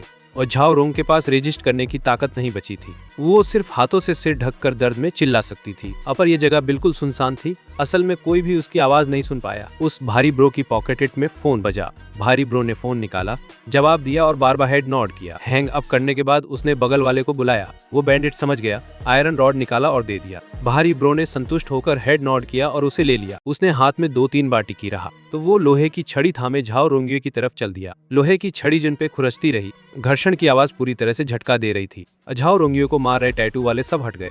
झाओ रोंगियो ने लोहे की छड़ी को देखा। डर के मारे वो गले में घुटन महसूस करके पीछे हट गई। बड़े भाई, मैं गलत था। मैं फिर से नहीं करूंगा। कृपया मुझे बचा लो। कुछ सेकंड बाद एक खून जैसी चिल्लाहट खाली गोदाम में गूंज उठी। वो भारी शरीर वाले आदमी ने झाओ रोंग ने इसकी दोनों टांगे तोड़ दी थी। वह झाओ रोंग एर को चोटों से ढंका देखकर एक खाई में धकेल दिया। वे दयालु और जोशीले नागरिकों में बदल गए। तो उन्होंने झाओ रोंग एर को अस्पताल ले गए। डॉक्टर ने देखा कि खेत के कामगारों का एक ग्रुप भारी व्यक्ति को ले जा रहा है और वो काफी हैरान हुआ। झाओ रोंग एर आखिरकार कोमा से जागी। जैसे ही उसने आंखें खोली, उसने अपने बिस्तर के पास खड़े भारी शरीर वाले लोगों का समूह देखा। वह पूरी तरह से दिमाग से भी डर गई। श्रीमती झाओ सच्चाई न जानते हुए भारी शरीर वाले लोगों का बहुत बहुत धन्यवाद किया। तभी झाओ रोंग को पता चला कि जो लोग पहले उसे नुकसान पहुंचाए थे, अब वही उसके सेवियर्स बन गए। बुबुली आदमी एक तरफ खड़ा हो गए, उसकी ओर टकटकी मारता रहा। झाओ रोंग ने बिल्कुल भी बोल नहीं पाई, पर चुपके से अपने आप से कसम खाई, अस्पताल से बाहर निकलते ही मैं तुम्हें पक्का पेनल्टी दूंगी। बदकिस्मती से कोई पहले ही उसके दिमाग की बात समझ लेता था। जिस दिन झाओ रोंग एर अस्पताल से डिस्चार्ज हुई, वो अचानक फिर से एक खाई में गिर गई। मैं हूँ सुपरवाइजर, तुम्हें एक फेवर मांगना चाहता है। बताओ। मैं वाकई में जानना चाहता था कि झाओ रोंग एर ने क्या झेला है, इसलिए मैं इंतजार करता रहा कि आगे उसके साथ क्या होगा। रोंग एर एक पल हिचकिचाई, फिर बोली, मैं वादा करती हूँ अब फिर कभी तुम्हें टारगेट नहीं करूंगी और तुम्हारे खिलाफ प्लॉट करने की हिम्मत भी नहीं रखूंगी। क्या तुम अपने ब्रदर्स को बता सकते हो कि मुझे फाट की तरह ट्रीट करो और छोड़ दो? मैं एक पल के लिए स्तब्ध रह गया। मेरी आवाज थोड़ी हिचकिचा रही थी। ब्रदर्स? झाओ रोंग एर बार बार सिर हिलाती रही। हाँ, मैं ही था जो अंधा था और माउंट ताई नहीं देख सका। तो मैं नहीं जानता था मैं नहीं जानता था कि तुम्हारे इतने सारे भाई हैं। मैंने पहले तुम्हें अपमानित किया था। मैं सोच रहा था, क्या मेरा सिर्फ एक बड़ा भाई नहीं है? मैं पहले अपने जैविक भाई और पिता को बाहर रख चुका था। मैंने बेलू ओयांग को भी बाहर रख दिया है। अब बस झांग वेनकिंग ही बची हुई लग रही थी। मेरा फोन बजने लगा और मैंने उसे देखने के लिए निकाला। जैसा कि एक्सपेक्टेड था, वो झांग वेनकिंग का मैसेज था। उसने मुझे शॉर्ट में बताया कि उसने झाओ रोंग एर के साथ क्या किया, क्योंकि उसे पता था कि मैं अपनी पहचान रिवील नहीं करना चाहता। झांग वेनकिंग ने तो स्पेसिफिकली फैमिली बॉडीगार्ड्स को कपड़े बदलने के लिए भी कह दिया था, ताकि झाओ रोंग एर को कोई शक ना हो। ये थोड़ा ट्रबलसम है। तो कोई बात नहीं, बस अगली बार ज्यादा केयरफुल रहना सुपरवाइजर झाओ। अगर और कुछ नहीं है तो फिर मैं चलता हूँ। झाओ रोंगएर ने सिर हिलाया और मुझे वो किया। ठीक है, ओके, टेक केयर। मेरे जाने के बाद झाओ रोंगएर अपनी व्हीलचेयर पर कोलैप्स हो गई। उसके माथे पर ठंडा पसीना आने लगा था। पता नहीं वो अभी थक गई थी क्या। ऑफिस में गॉसिप करने वालों की कभी कमी नहीं थी। हर कोई कान खड़े करके लेटेस्ट गॉसिप सुनने का इंतजार कर रहा था। ऑफिस का दरवाजा खुला और मैं बाहर निकला और मेरी नजर सब पर घूम गई। ऐसा लग रहा था जैसे सब बहुत हार्ड वर्क कर रहे हैं। मैंने एक पल के लिए सोचा, मैं पलटा, ऑफिस के अंदर झाओ रोंगएर से कहा, तो मेरे काम को रिकग्नाइज करने के लिए थैंक यू सुपरवाइजर झाओ। तो मैं आगे भी ऐसे ही मेहनत करता रहूंगा।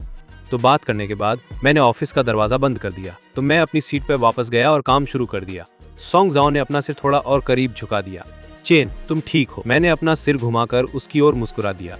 मैं ठीक हूँ, तुम पूछ रहे हो? सोंग जाओ का चेहरा फिक्र भरा दिख रहा था और सुपरवाइजर तुम्हें ढूंढ रहा था। तो मैंने उसके कंधे पर हल्का थपथपा दिया। सुपरवाइजर ने बस कहा कि अपना काम बढ़िया ढंग से करो, कुछ नहीं, तुम फिक्र मत करो। उसने मेरे लिए कोई दिक्कत नहीं बनाई। और फिर जियांगताओ और सोंग शाओ, जो पहले फेवर्ड थे, पहले बहुत आलसी थे, अब उनका वर्कलोड अचानक बढ़ गया। जियांगताओ पहला था जो इसे संभाल नहीं पाया, जबकि उसका काम सबसे आसान था, डॉक्यूमेंट प्रिंट करना। पर वाकई में बहुत ज्यादा डॉक्यूमेंट्स थे। जियांगताओ गुस्से में सारे डॉक्यूमेंट्स को फर्श पर उछाल दिया। अरे यार, कितना इरिटेटिंग है, इतना काम क्यों है करना। तो मैं अब और नहीं करूंगा। झाओ रोंगएर ऑफिस से बिलिंग आउट हो रही थी। डॉक्यूमेंट्स उसके सामने गिर पड़े। उसके पैर के नीचे पड़े डॉक्यूमेंट्स उसको देखती हुई। उसके चेहरे पर कोई इरिटेशन नहीं दिखा। झाओ रोंग ने सीधे सोंग जाओ की ओर इशारा किया। तुम्हें फ्लोर पर पड़े डॉक्यूमेंट्स उठा लो। सोंग जाओ एक क्षण के लिए जमे अनजाने में मेरी तरफ देखे, पर मैं कुछ नहीं कहा। सोंग जाओ ने नीचे वाला होंठ काटा और अपनी किस्मत को मानने लगा और वो डॉक्यूमेंट्स एक करके उठाने लगे। तो काम खत्म करने के बाद सोंग जाओ उन्हें जियांगताओ की डेस्क पर रखने वाले थे। तभी उसने झाओ रोंग को कहते सुना, तुम इन्हें वहाँ क्यों रख रहे हो? तो क्या तुम नहीं देख रहे कि जियांगताओ के पास काम बहुत ज्यादा है? तो तुम उसकी मदद करके इसे वापस ले जा सकते हो और कर सकते हो। सोंग जाओ की हरकतें कठोर हो गईं, पर यह जियांगताओ का काम है। झाओ रोंग ने उसे तेज नजर से देख लिया। सोंग जाओ ने तुरंत अपना मुंह बंद कर दिया। ऑफिस में इतने सारे लोग थे, फिर भी कोई भी उसकी तरफ आवाज नहीं उठाया, जो पहले हमेशा उसकी मदद करता था। इस मौके पर चुप रहने का फैसला किया।